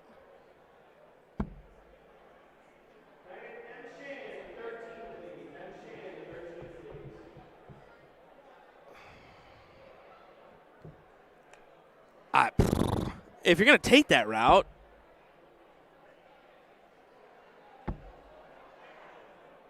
I mean, I guess mishaps happen, but I mean, that was definitely one. You can see Daryl kind of, it was just a little mishap there.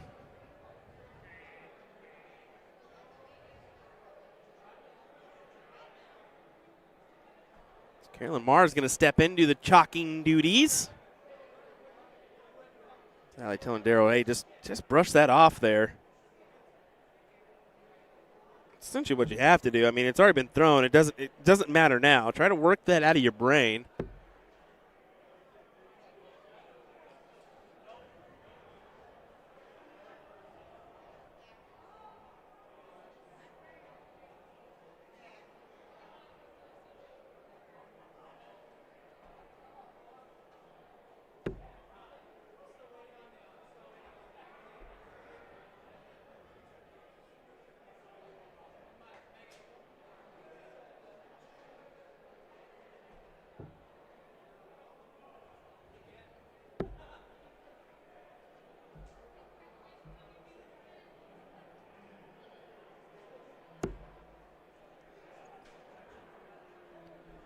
We'll do it again.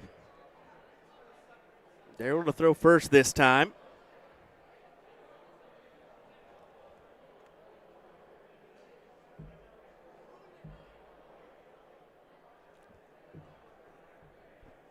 Working well on over.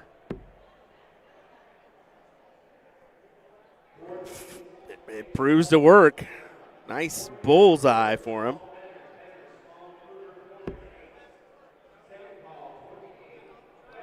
As he will get the start here.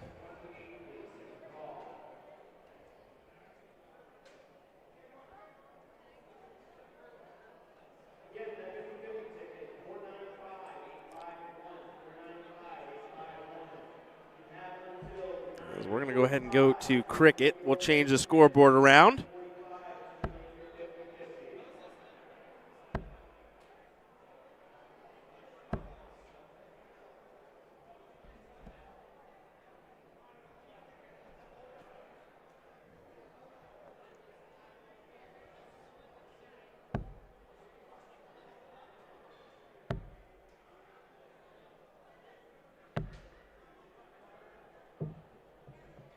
Great 5 mark for both of our players to start off.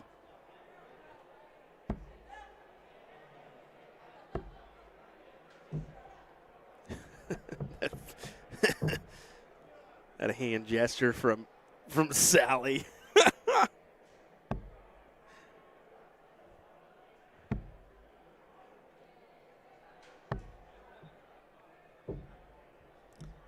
this is the opening that Daryl loves to see here. Last dart down at the 19s. Exactly what he planned on doing.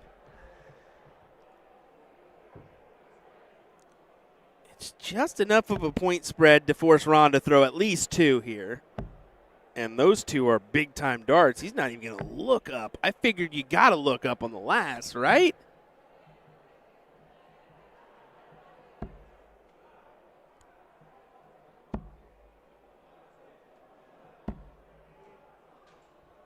That just seemed to be a moment begging for a triple 20.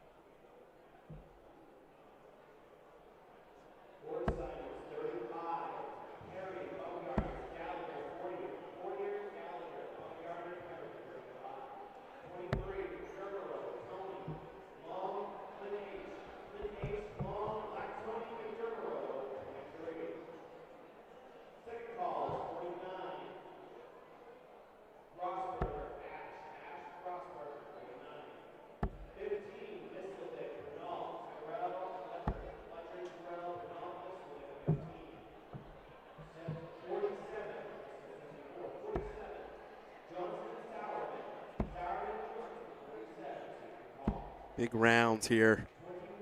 And Sally, once again, only finds the single mark.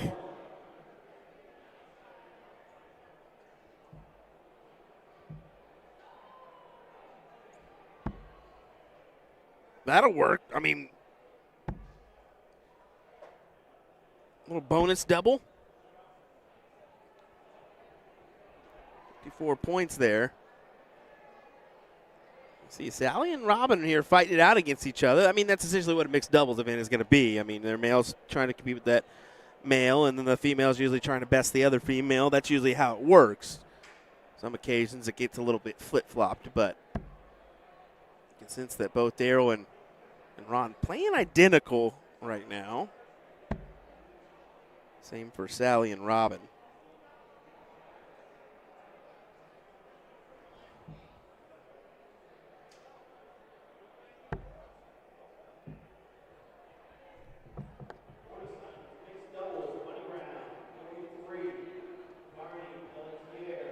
Advantage Ron. Do you just go ahead and go 20s right off the rip? It's 20 points, but you've swayed from making that choice so far, and there you go. Makes the right choice now. Closes out the 20s. And a bonus at the 17s. Hello. That was an excellent turn.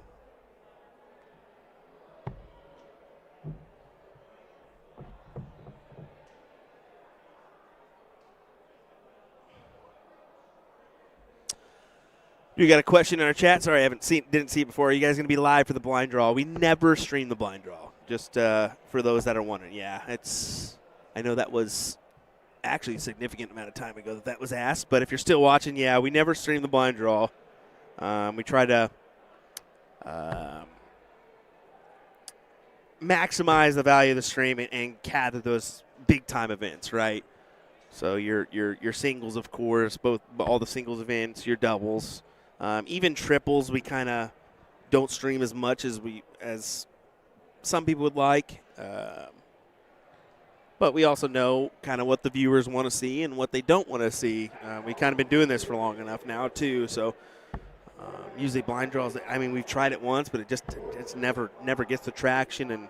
And really, we're just kind of it just causes us to be here for a long time. And especially when we're trying to stream something like the WDF Youth in the morning. That's going to be a big deal. And what is it, 8:30 a.m. for that one? So you got to be up, get yourself ready, 7:30, get down here into the streaming area. So pretty early.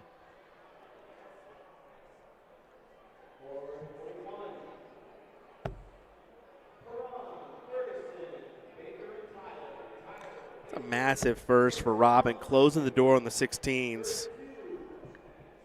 Forces Daryl to the 15s or bulls here, and his options are kind of running thin.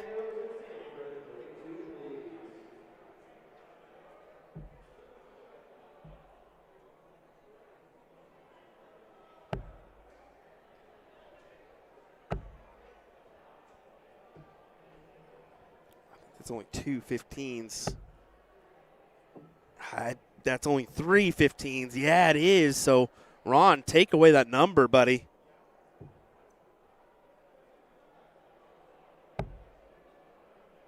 Even if it's three fats. There's 1, 2.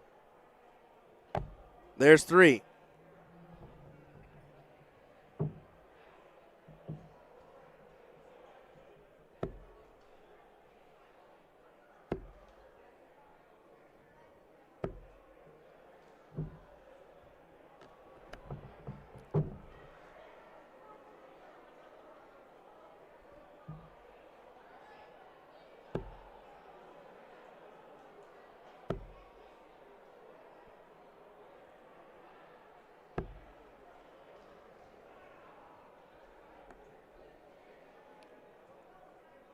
All 3 darts need to count here for Daryl Christie.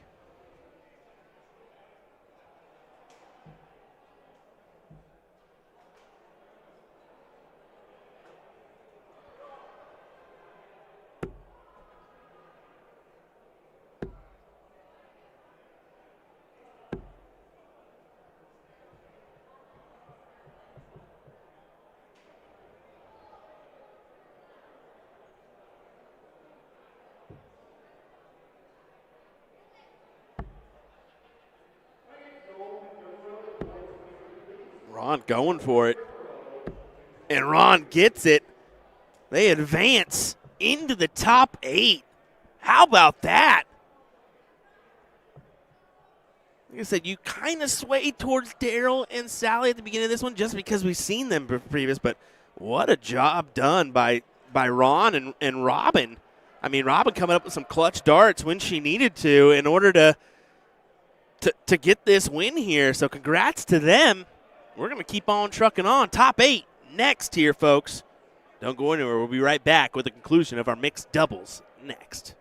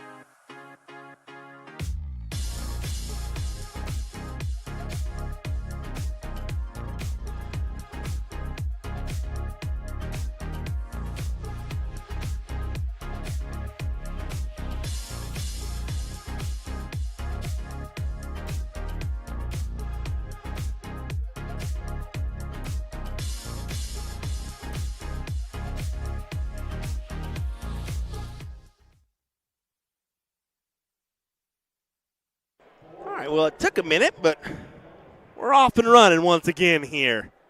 And our mixed doubles event quarterfinal. Top 8. How about that?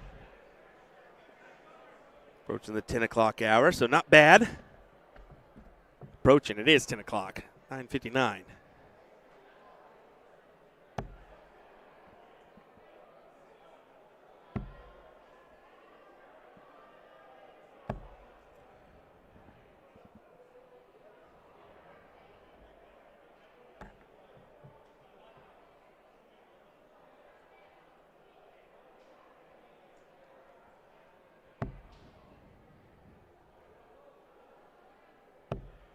Of course, Paula Murphy, Leonard Gates. On the other side, though, Bill Anderson, Connecticut, and Betty Cunningham from the Boston area. 2 quality shots here.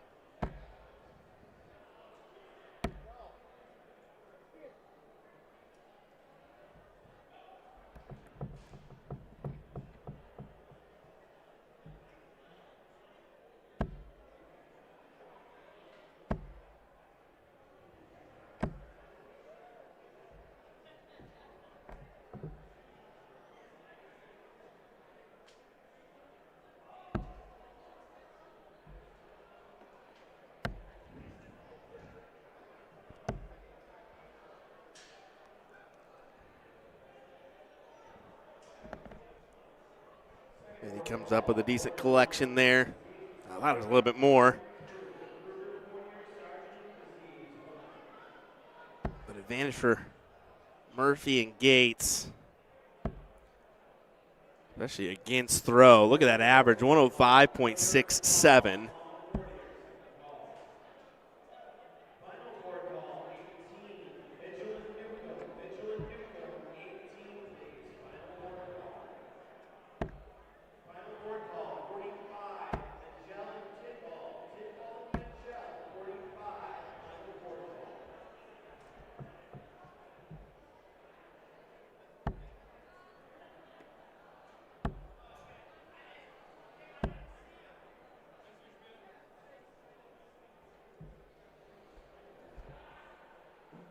Don't know if the 18s would have been my start there, but he was probably thinking 108 at the very beginning of that.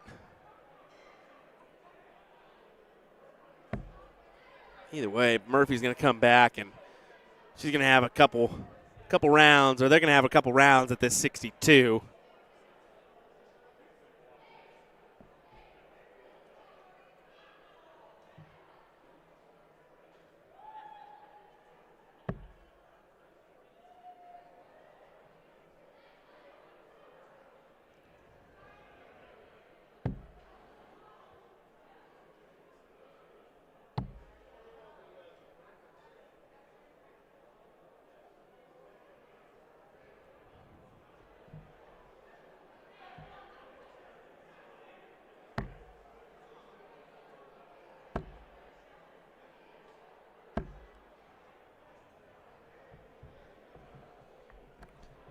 And second dart for Leonard Gates. Second dart for Leonard Gates. Dang it, Leonard. You're supposed to make those come true. Let's see if it will matter or not. Betty needs the 126. Ideal 4 mark on the 19s to give you that look at bowl.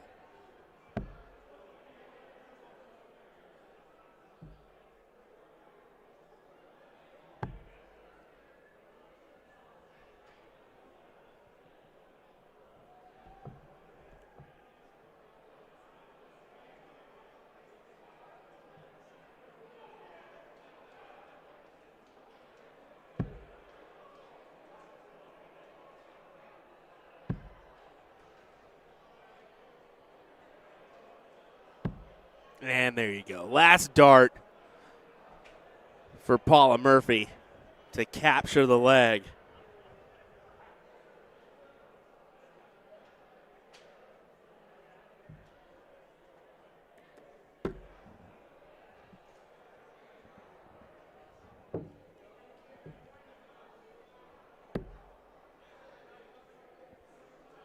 pull and rediddle here. Gates will throw first.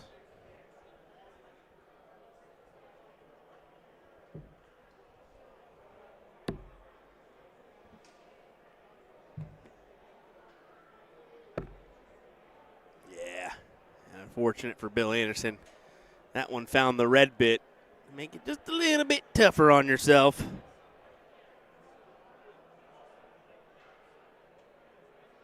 As Gates will start us off in our cricket leg. Looking for a semifinal run. Let me just take a gander here at some of the matches in progress. Robin and Ron taking on Savannah Fortner and Fred Kruger in the top 8.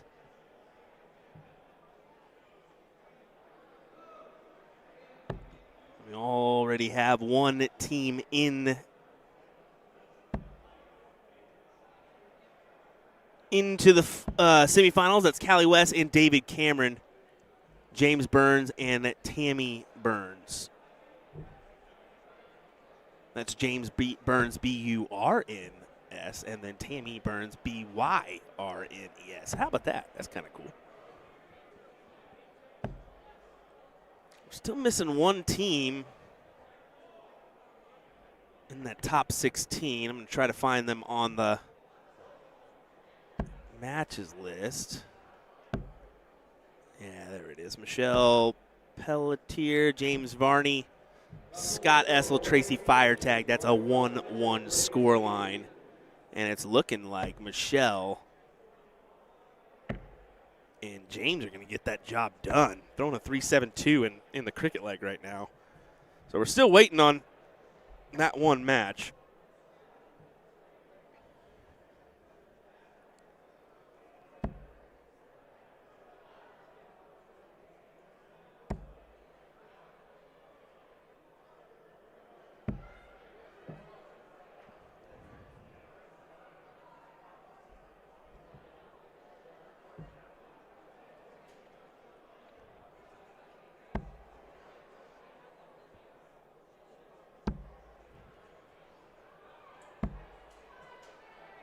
Betty can't find the darts there.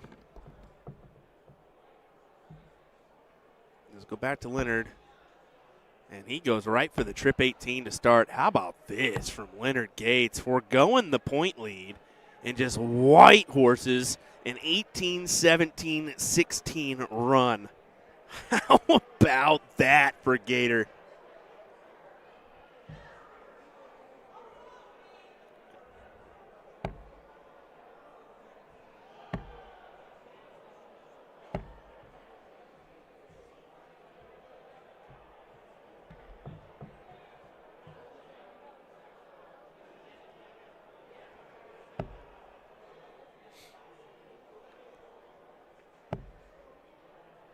Goes the 15s and that point lead.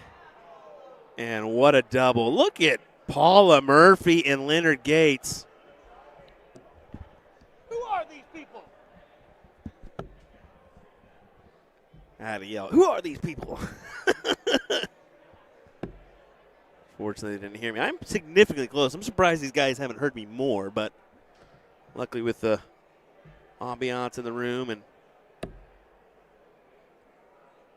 music, it's not affected. Well, there you go. Winner, winner.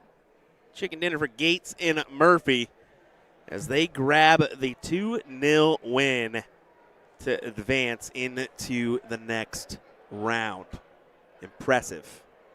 Impressive.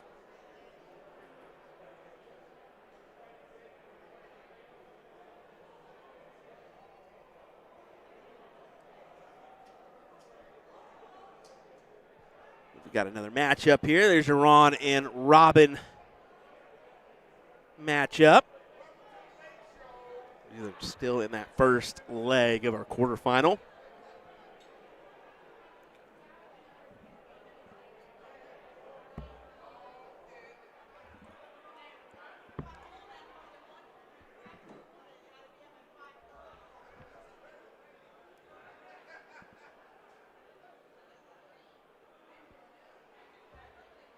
Double 10, Ron. 10 what's been a kind of a bummer leg for both of our teams. And the bummer leg is going to continue.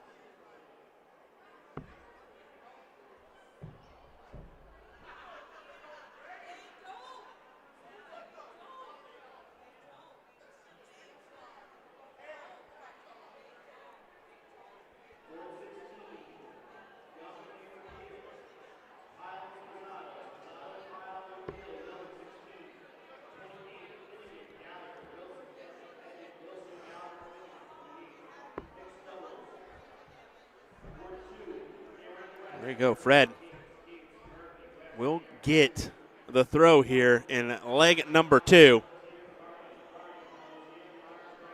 So we'll switch scoreboards here. Fred, actually, fun story. He played in a DPFL event, and it was a special stream match. Apparently, Facebook doesn't like his name very much because they copyright struck us and sent us on our way. Like, it just would not work. And finally, we realized it's because his name is Fred Krueger from, the Halloween movies? Is that right? Like, oh, okay, well, that's just his name. Sorry, it's ironically the same name, but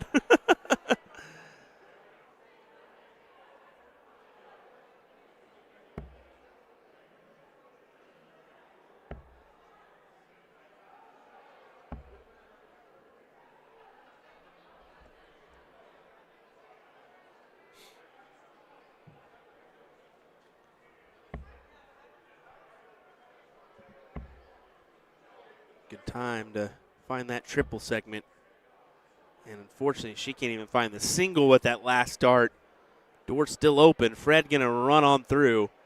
3 singles get you a point advantage here as well. So triple's a bonus. There you go. 19 on the board your way.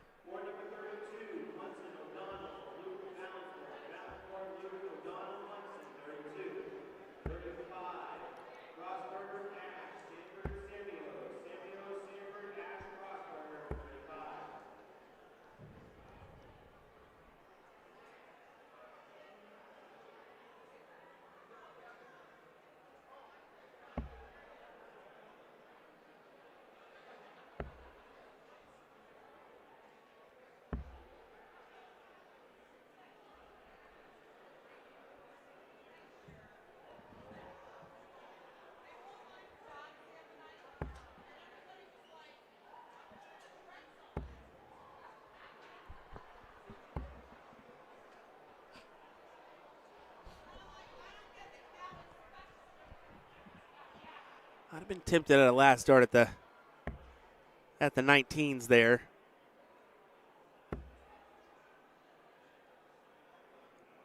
Robin, but anyway, too late now. 4 on the 19s for Fred. Extends that advantage.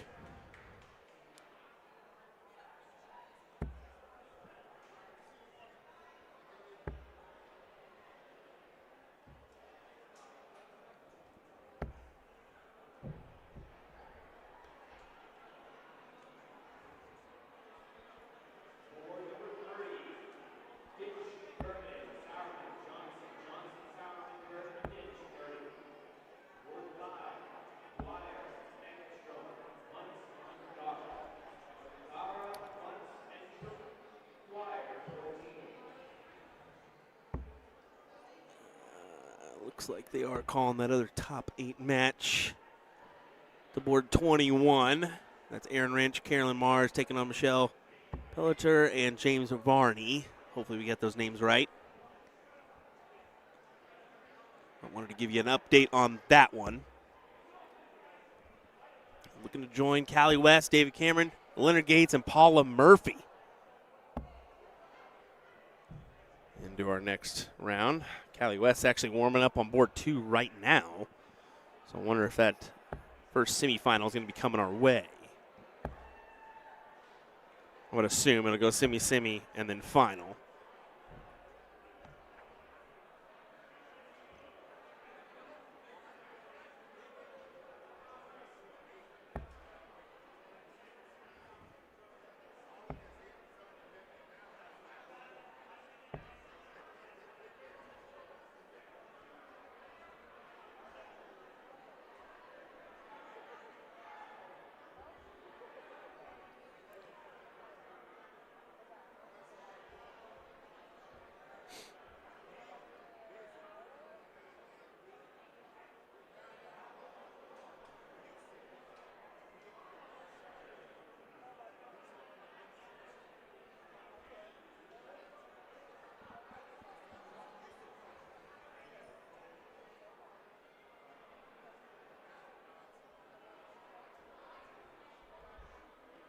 There we go.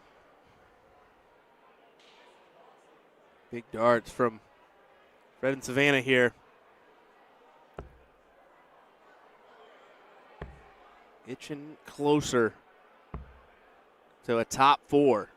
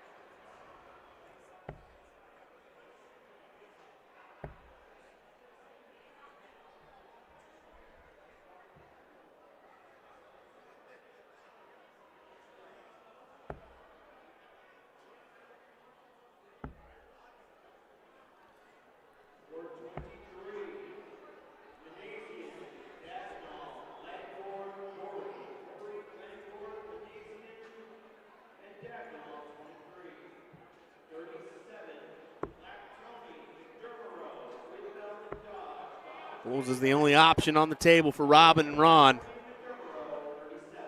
And unfortunately, I believe their time is running thin.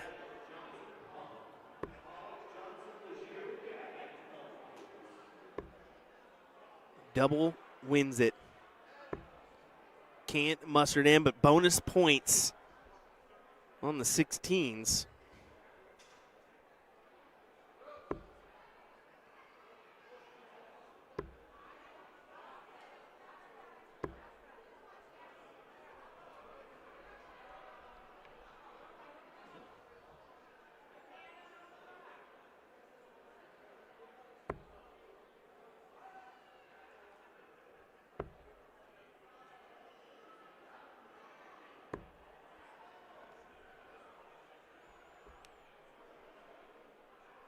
Delaying the inevitable at this point. Take a real crash and burn for Fred and Savannah not to get this job done here.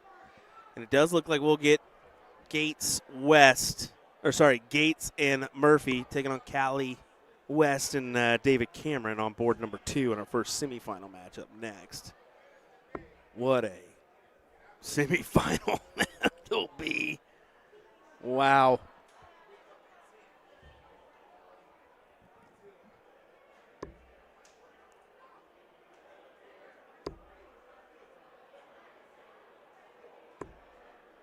Jay saying out in regards to my Halloween movies earlier. Hey, I'm not a big horror movie guy, to be fair. I just so Nightmare on Elm Street, I guess. Sure.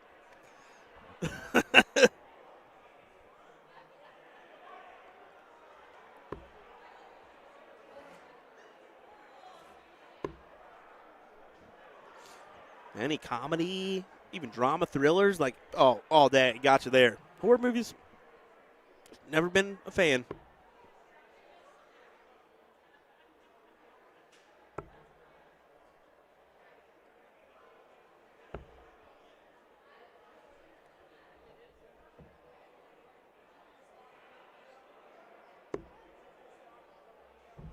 And there you go.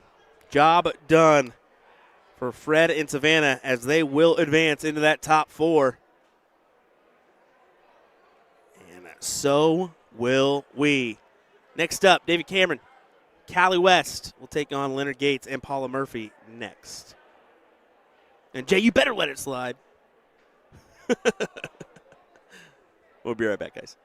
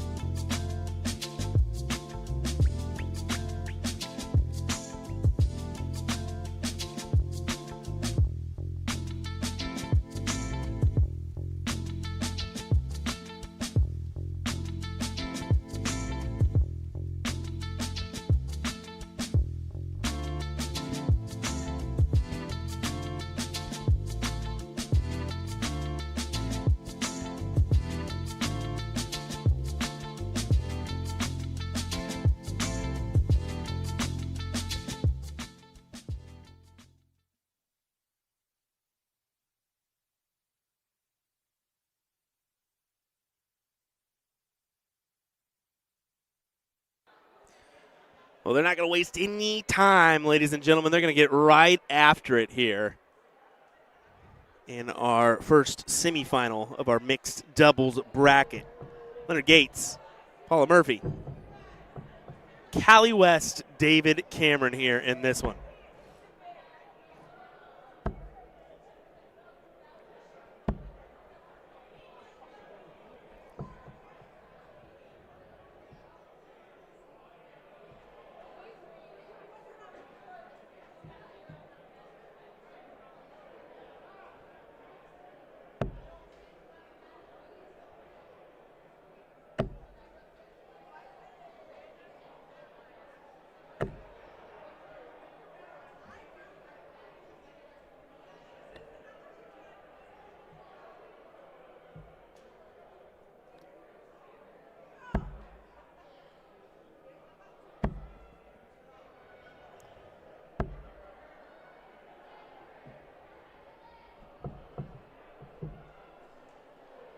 Catching myself just watching the action rather than talking. Knew it was going to be a good one. But so far, pretty mediocre.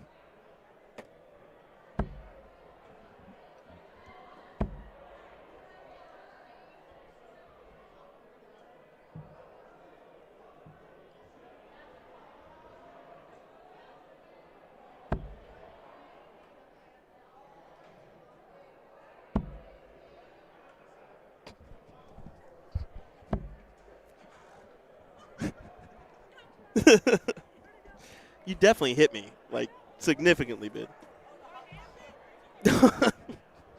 Getting hot hands thrown at me by Layla Bunce here. Jeez. Oh, yeah, they can definitely hear you. Layla said, hi, guys. Yeah, and then I'm going to get fill-ins from Darren and David and stuff like that, so, yeah.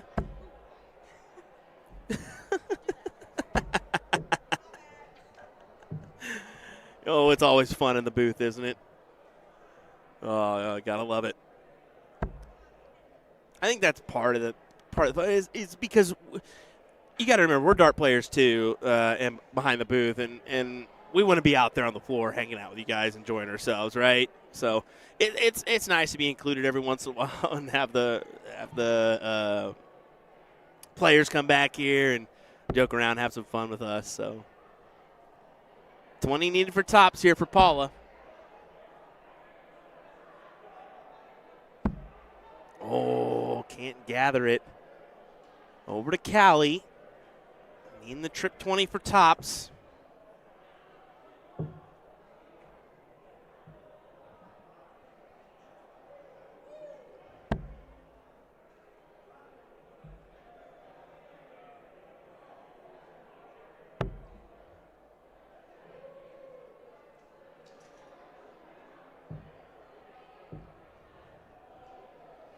So Callie was not thrilled with that attempt. As I don't believe it'll matter. Double 10 should go for Leonard. Should go for Leonard. It will not go for Leonard. Okay.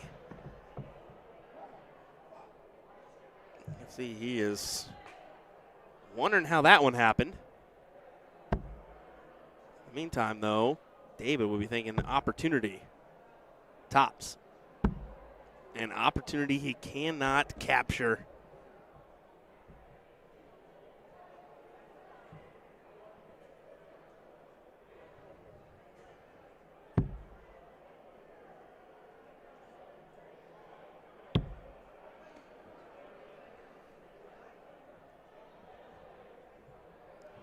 There you go.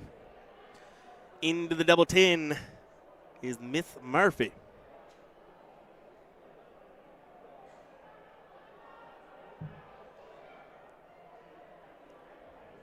I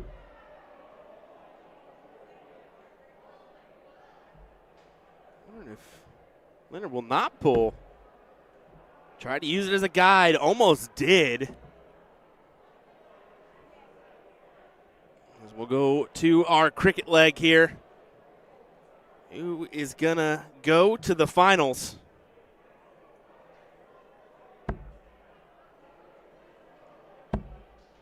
Paula trying to lock in her second title on the weekend so far.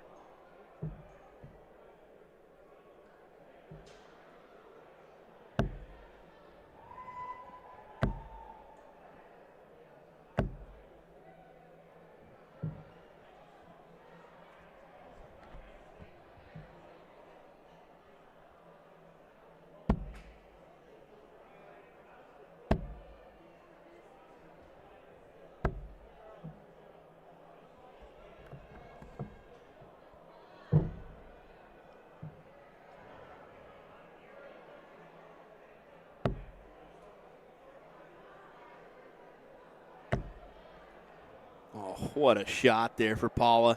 Taking the look upstairs.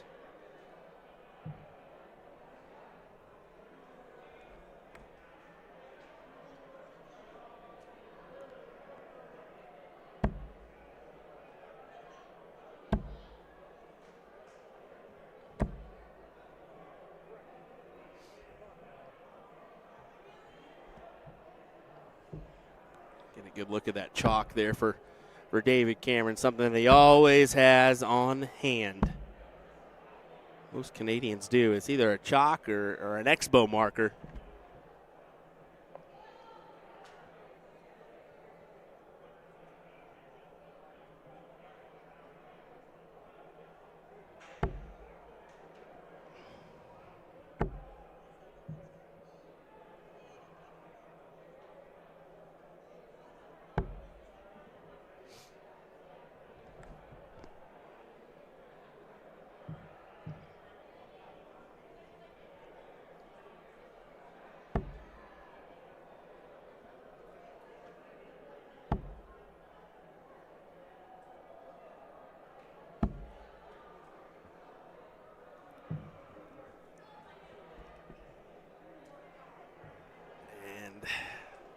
You can see Callie just eyes to the ground here as things are not going their way here in this one.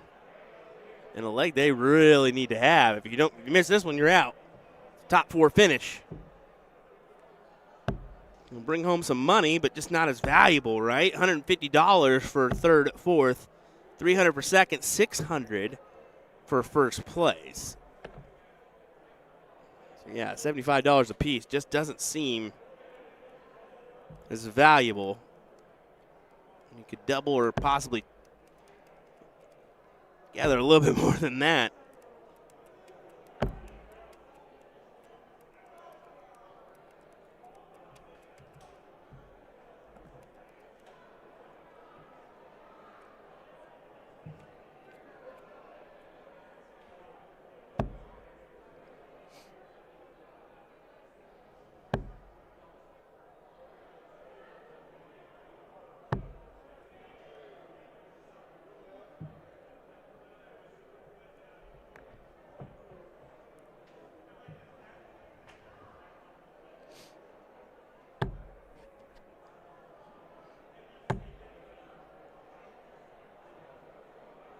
Great shot, but he has to stay for more. I wouldn't even look at. He may be thinking 15s. What's he thinking here? What are you thinking here, David? Yeah, he's just working his way over for the 16s. Had to have a little bit more room there. And I think the reason for the switch, if it was, or the look, is if it was a single, may think about moving, right? Now Gates, let's see what he does. Does he take the shot at the 16s? Nah, went up for the points. Makes the strategic decision there. Because if you attack the 16s, only grab the single, that allows Callie to potentially swing it her way. 116, 118, hammer the 19s to close, right?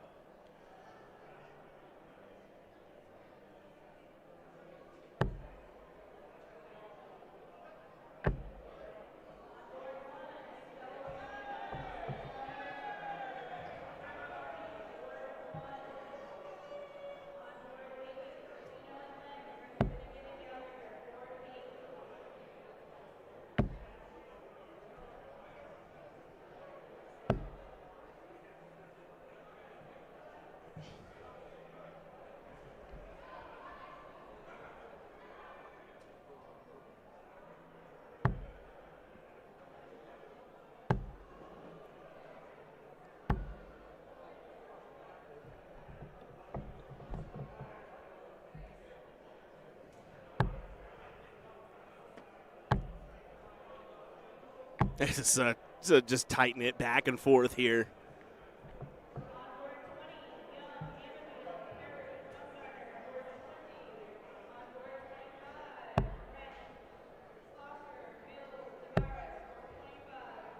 Ooh. Yeah, just abandons to go to the bull here. I think that's a good decision. Paula's going to most likely come up here and grab those 15s fairly quick. Not 1, 2, 3 punch to grab them.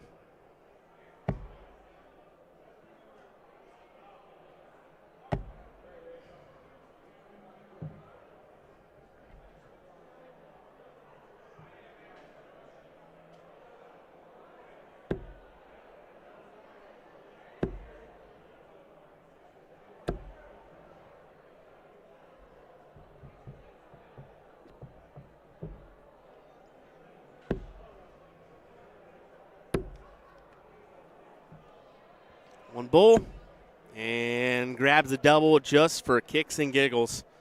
Paula Murphy, Leonard Gates, proven to be a tough team here in this bracket. They advance into the next round, and so will we. We'll be right back with more darts in just a moment with our second semifinal.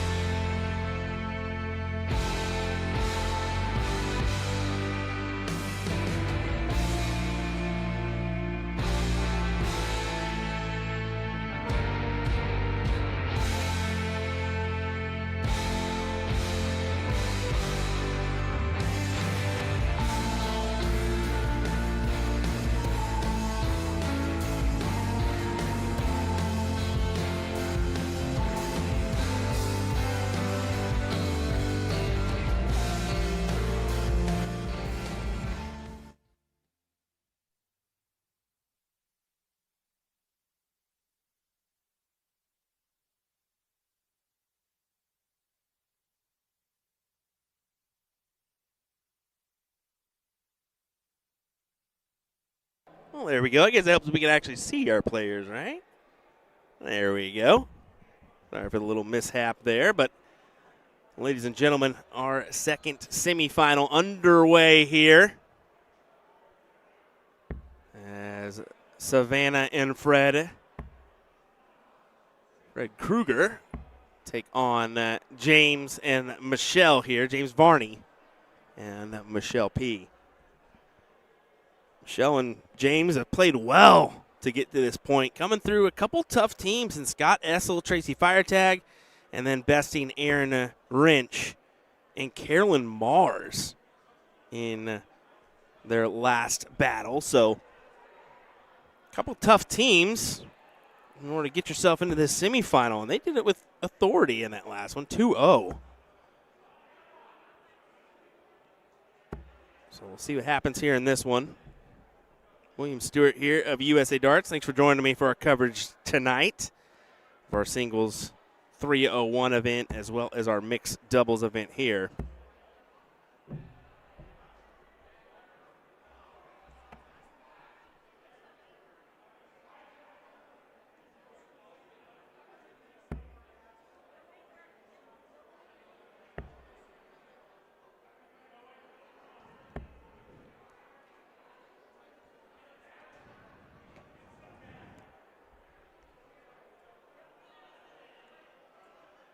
Neck and neck until that point. But it's looking like it's going to continue to be neck and neck. Solid ton for Michelle will do that. It's not a ton, but it's an 85. No, definitely not a ton 80. Switch that one around. There we go.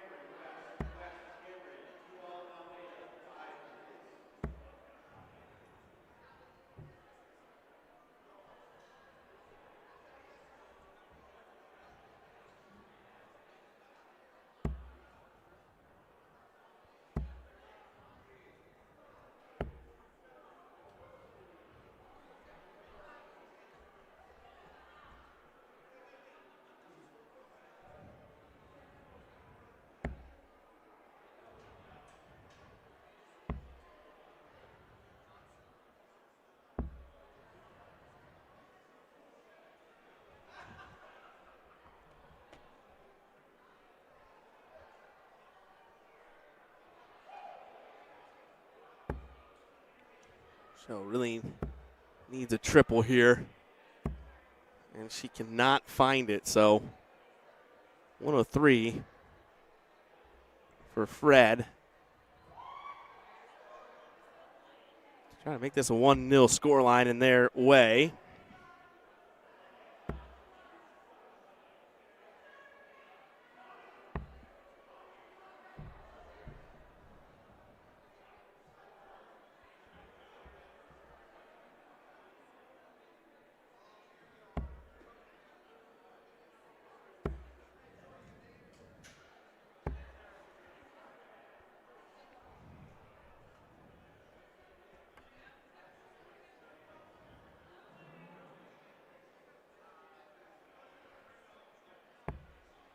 Eight for tops. Savannah wants.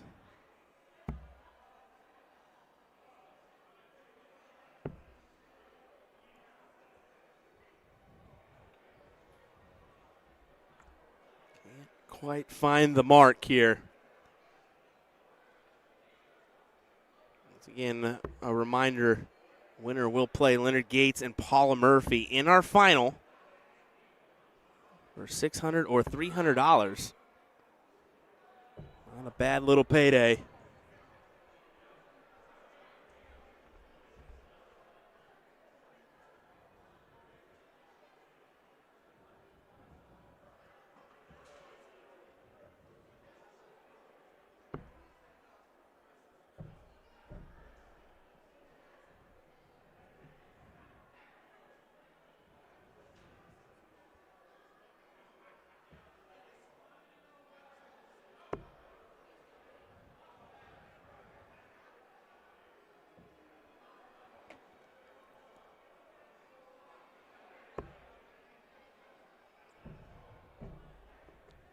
James gets the upper hand there. As we advance to our cricket leg.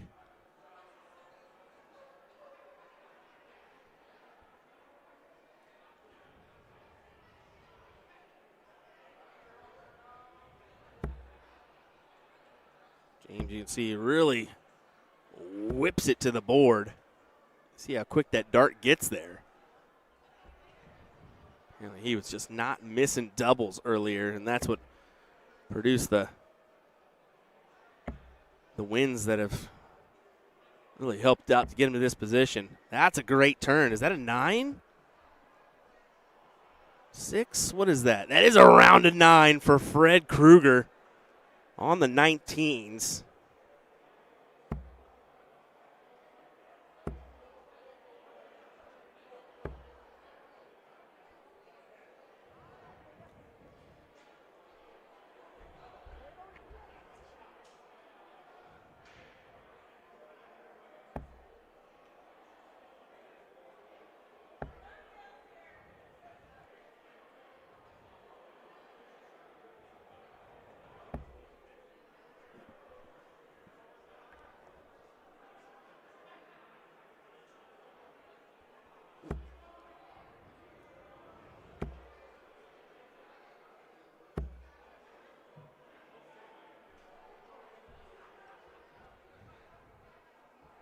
It's going to be a tough fight back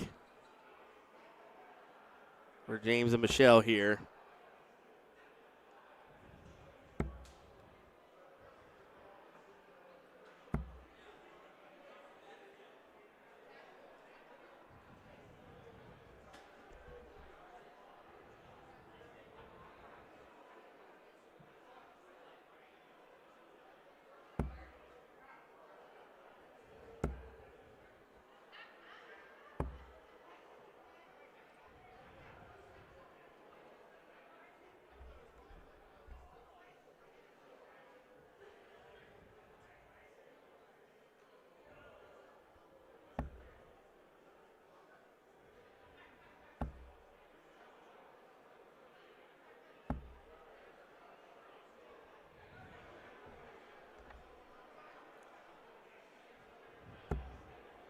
Yeah, 18s, you need to hammer him home for a 9 here.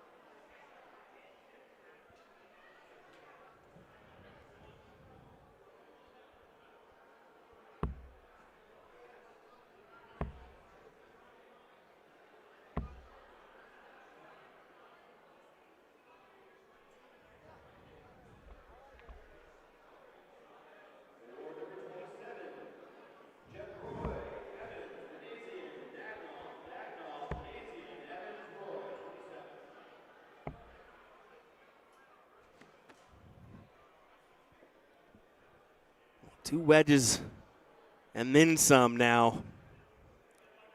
As right now, this looks inevitable for Fred and Savannah to play Leonard Gates and Paula Murphy in the finals.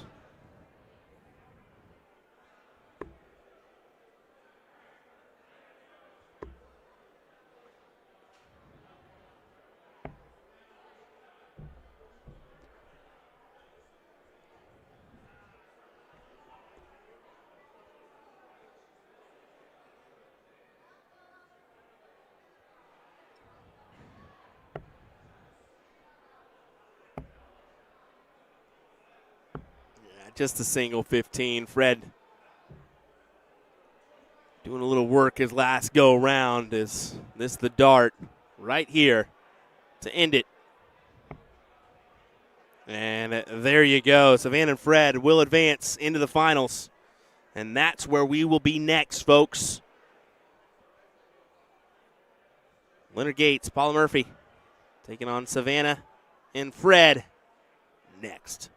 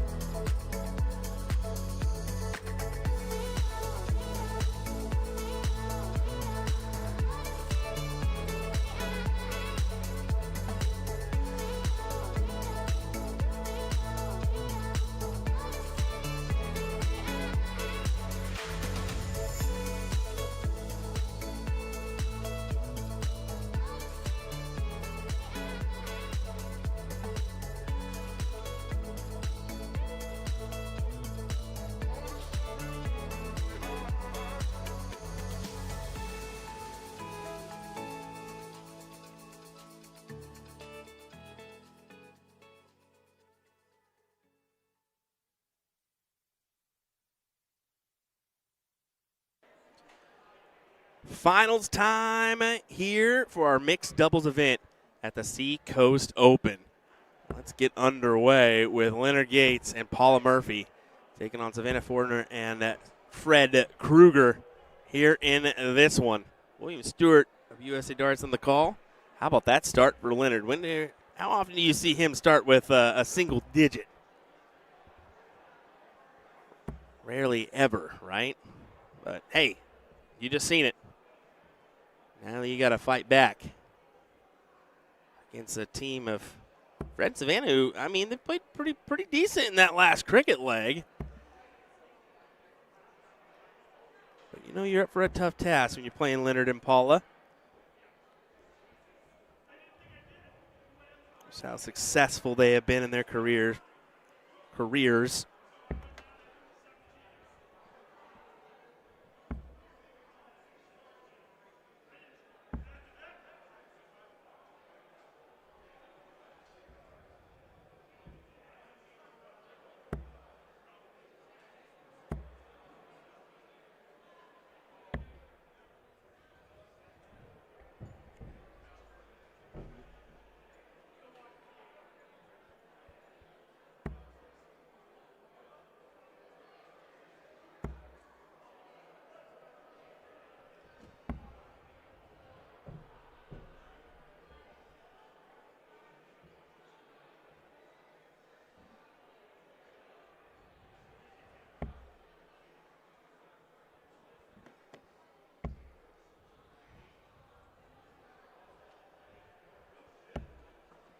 That's a great 95. Keeps them right in the mix here.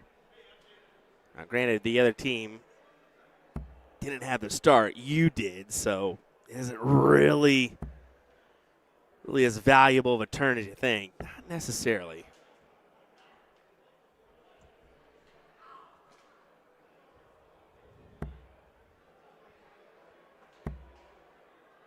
Another one could hurt.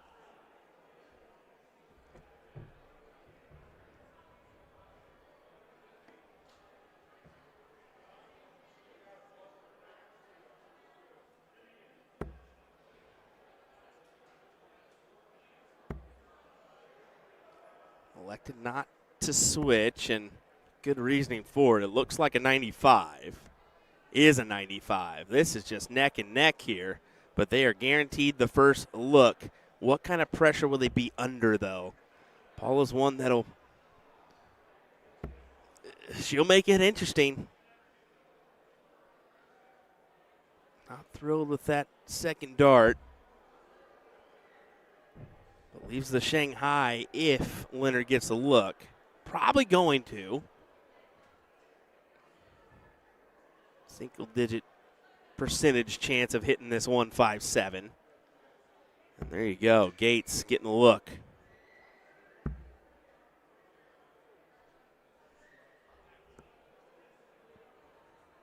Take a closer look. See if he can get this one his way. And he will not.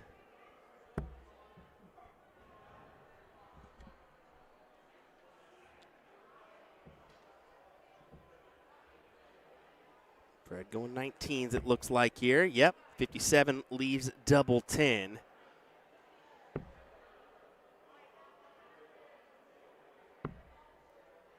And that'll work for the leg. 77 in 3. As we'll go to the bullseye, and all you can do is tie.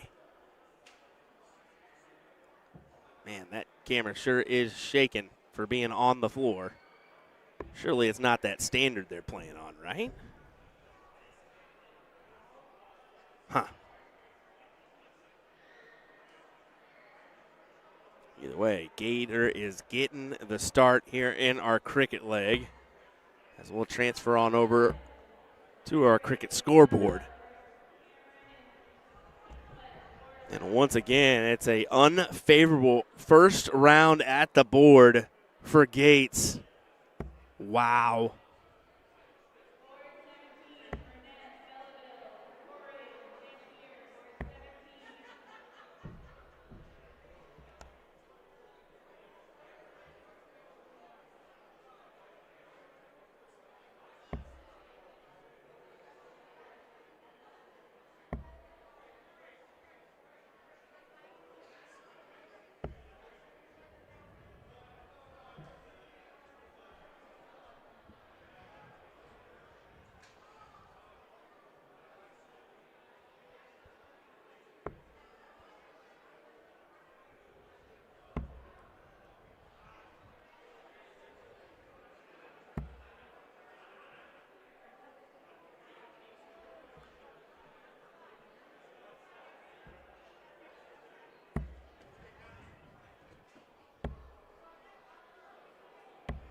This is usually when Gator goes to work.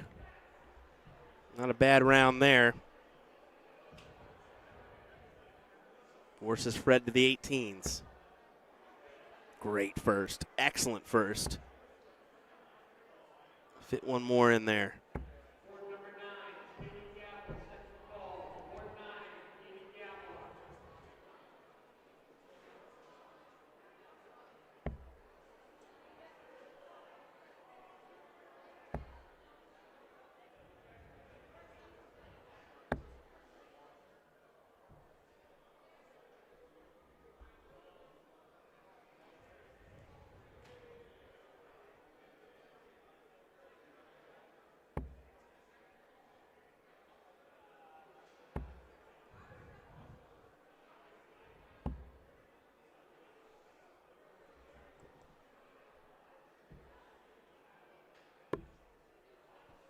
Look at this early start on the bowls for Gator.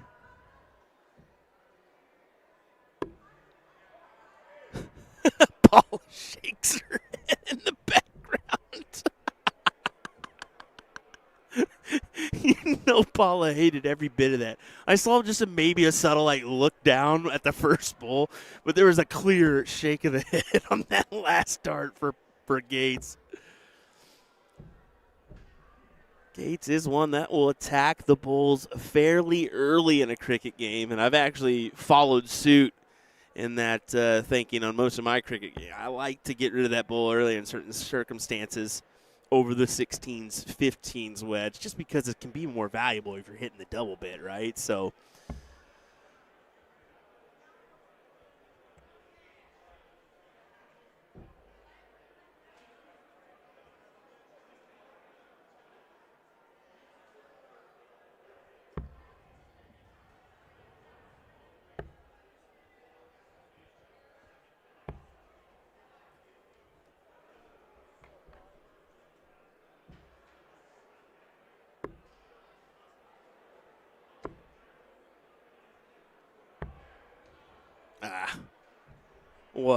what a job for Gates here in this one. I mean, him and Paula averaging a 4.3 combined average right now.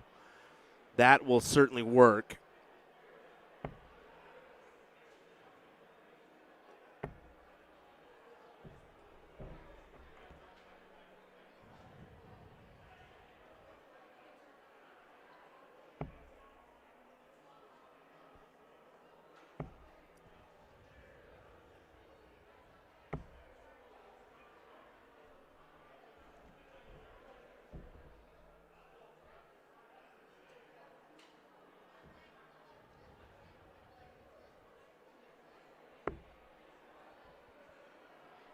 We will go the distance here, folks.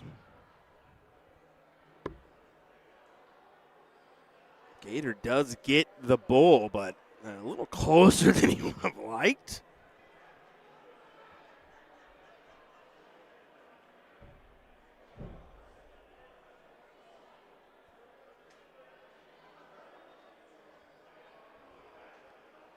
But, yeah, of course, they're going to choose cricket. You know they were going to do that. I mean, especially with the success in that last.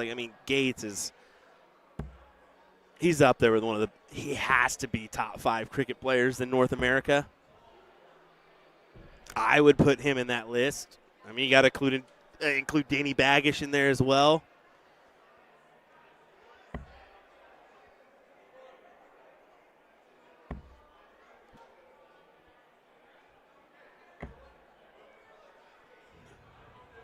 That's a 7 mark?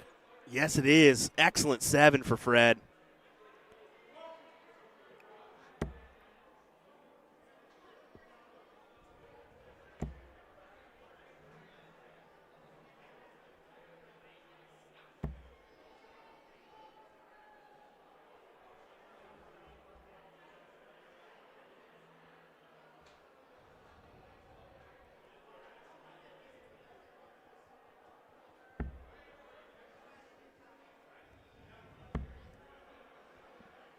Interesting double 19 there, followed by a triple. You can see Paula kind of nodding her head. That'll certainly work.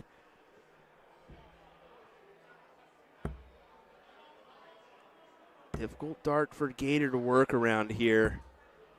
Yeah, and Gates only comes up with a 3 singles, and that proves to be the point. That first dart laying where it was is so difficult to work around. You can see him and Paula talking it out now, thinking they're probably not going to come back with that number. Yeah, and they're not going to. Fred closed it down, dart 2.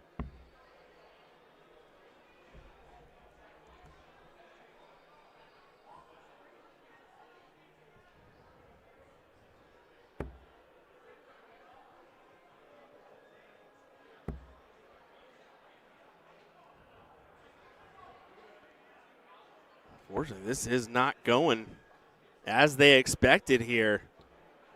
Put your foot on the gas and press down, Savannah and Fred. Yeah, whatever wedge you can attack, that's going to give you some value. Whatever you feel comfortable with, Savannah.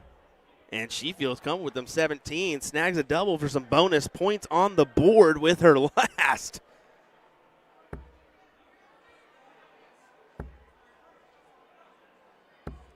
Two wedges for Fred. Does he go ahead and attack the 18s? I think you do, and he agrees. Can't miss this one. Follows right in line with dart 2. Almost fits it in the same exact spot. Paula and Leonard are running out of space on this board. She needs another triple there. And you know Paula is going to find the triple. Excellent 7 from smooth Paula Murphy. You can see it's not enough to give him the point lead, but it just keeps it interesting, right? Don't see Savannah taking a look. Her eyes stay true on the 17s. This is when Lenny becomes a little bit dangerous. 48 does not get him above. So, yeah, 9 on the 16s. 9 on the 16s.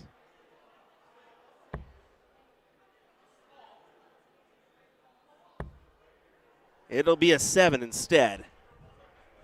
Couldn't afford to deviate. I mean, you want to take that shot at the 19s and 17s, but due to the fact that you had to stay with dart 2 on the 16s to get that point lead, made it difficult.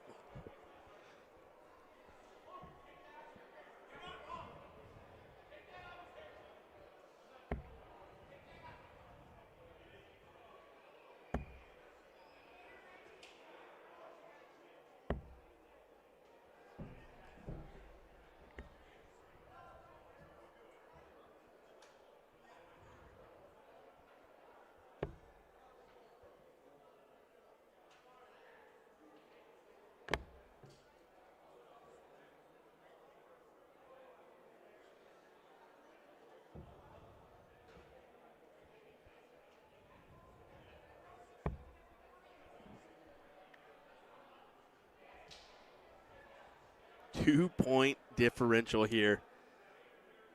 Savannah's got an option. Last time she had this option, she stayed on the 17s. Will she think the same? No, she took her shot. Now you got to go back, surely.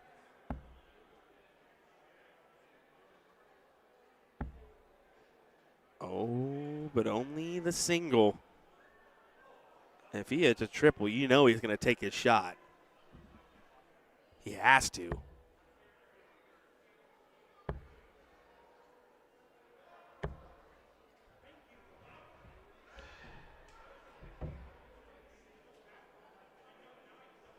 Paula with a big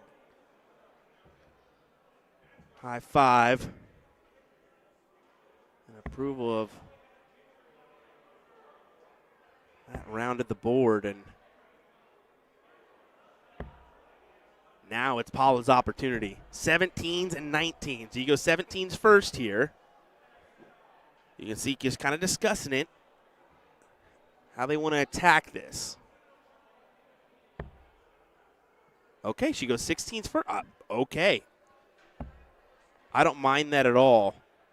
But, I mean, unfortunate dart 2. She was thinking single closes that and has to push him to the 19s, but you pointed up, which is a big advantage because 106 now. And Savannah, you can't do that. You got to go 19s there, right?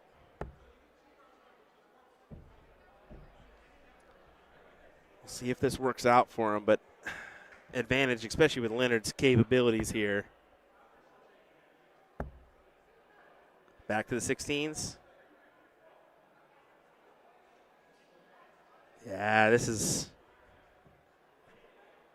getting interesting here. Opts for the 17 close. I mean, you have the 103 points, but if you would only hit a single there, it's almost a wasted dart. And Fred only needs a single, so 2 big 19s, and he's going to close it. Wow, what an answer from Fred Kruger.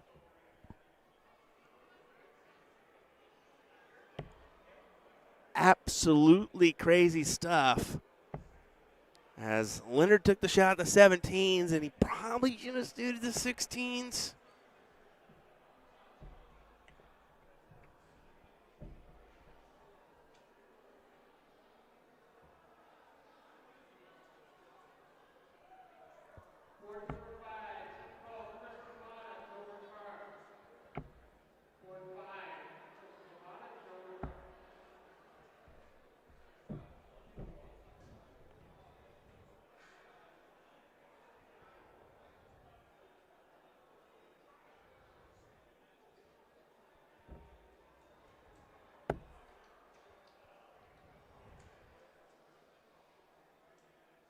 Wow.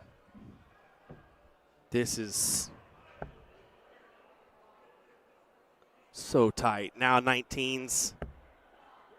Only the single is you could visually see as well as I heard it. Leonard say, "Come on, Gator." Kind of expected that to go in. But once again, Fred in a situation where one single triple on the 19s, and he closes it.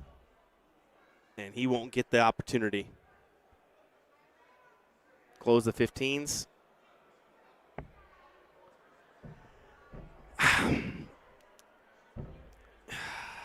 And that's a tough one, right? Because you want to take the shot at the triple 19, but what does that really give you? And unfortunately, that may be it. That may be the round you look at and say, well,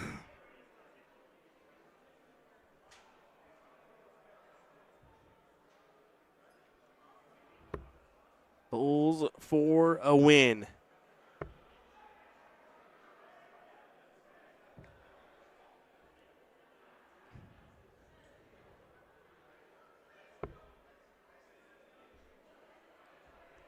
And it's Gator that will try to do it. 3 singles.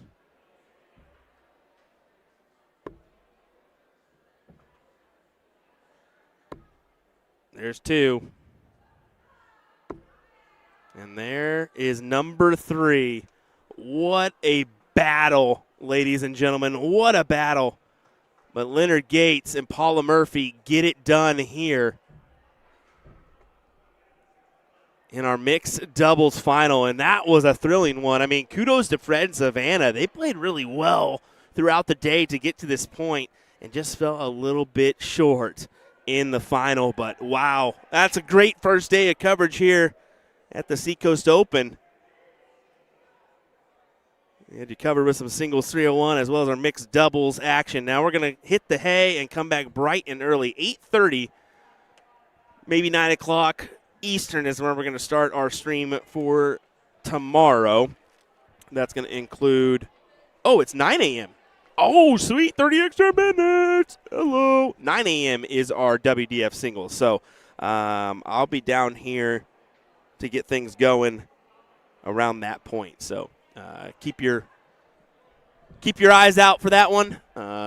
Just some bonus coverage. We're going to just leave it on and let them play. No commentary. Just to kind of start the day, and hopefully those kids will show their friends, and then we can maybe grab a few dart players from that, huh? But anyway, hey, thanks for joining us, folks. We appreciate it. Tomorrow I'm going to try to get I know Garfinkel was a little bit busy tonight with the booth, so I'm going to try to get him as well as Darren Eldridge in the mix. Well, maybe a few others. I know Stowe Bunce was interested in maybe doing some commentary, testing out those waters, so we might go ahead and let him do it, right? Have some fun with it. Anyway, thank you, folks. We appreciate it. We'll see you tomorrow for more darts action from Manchester, New Hampshire. Good night, everybody.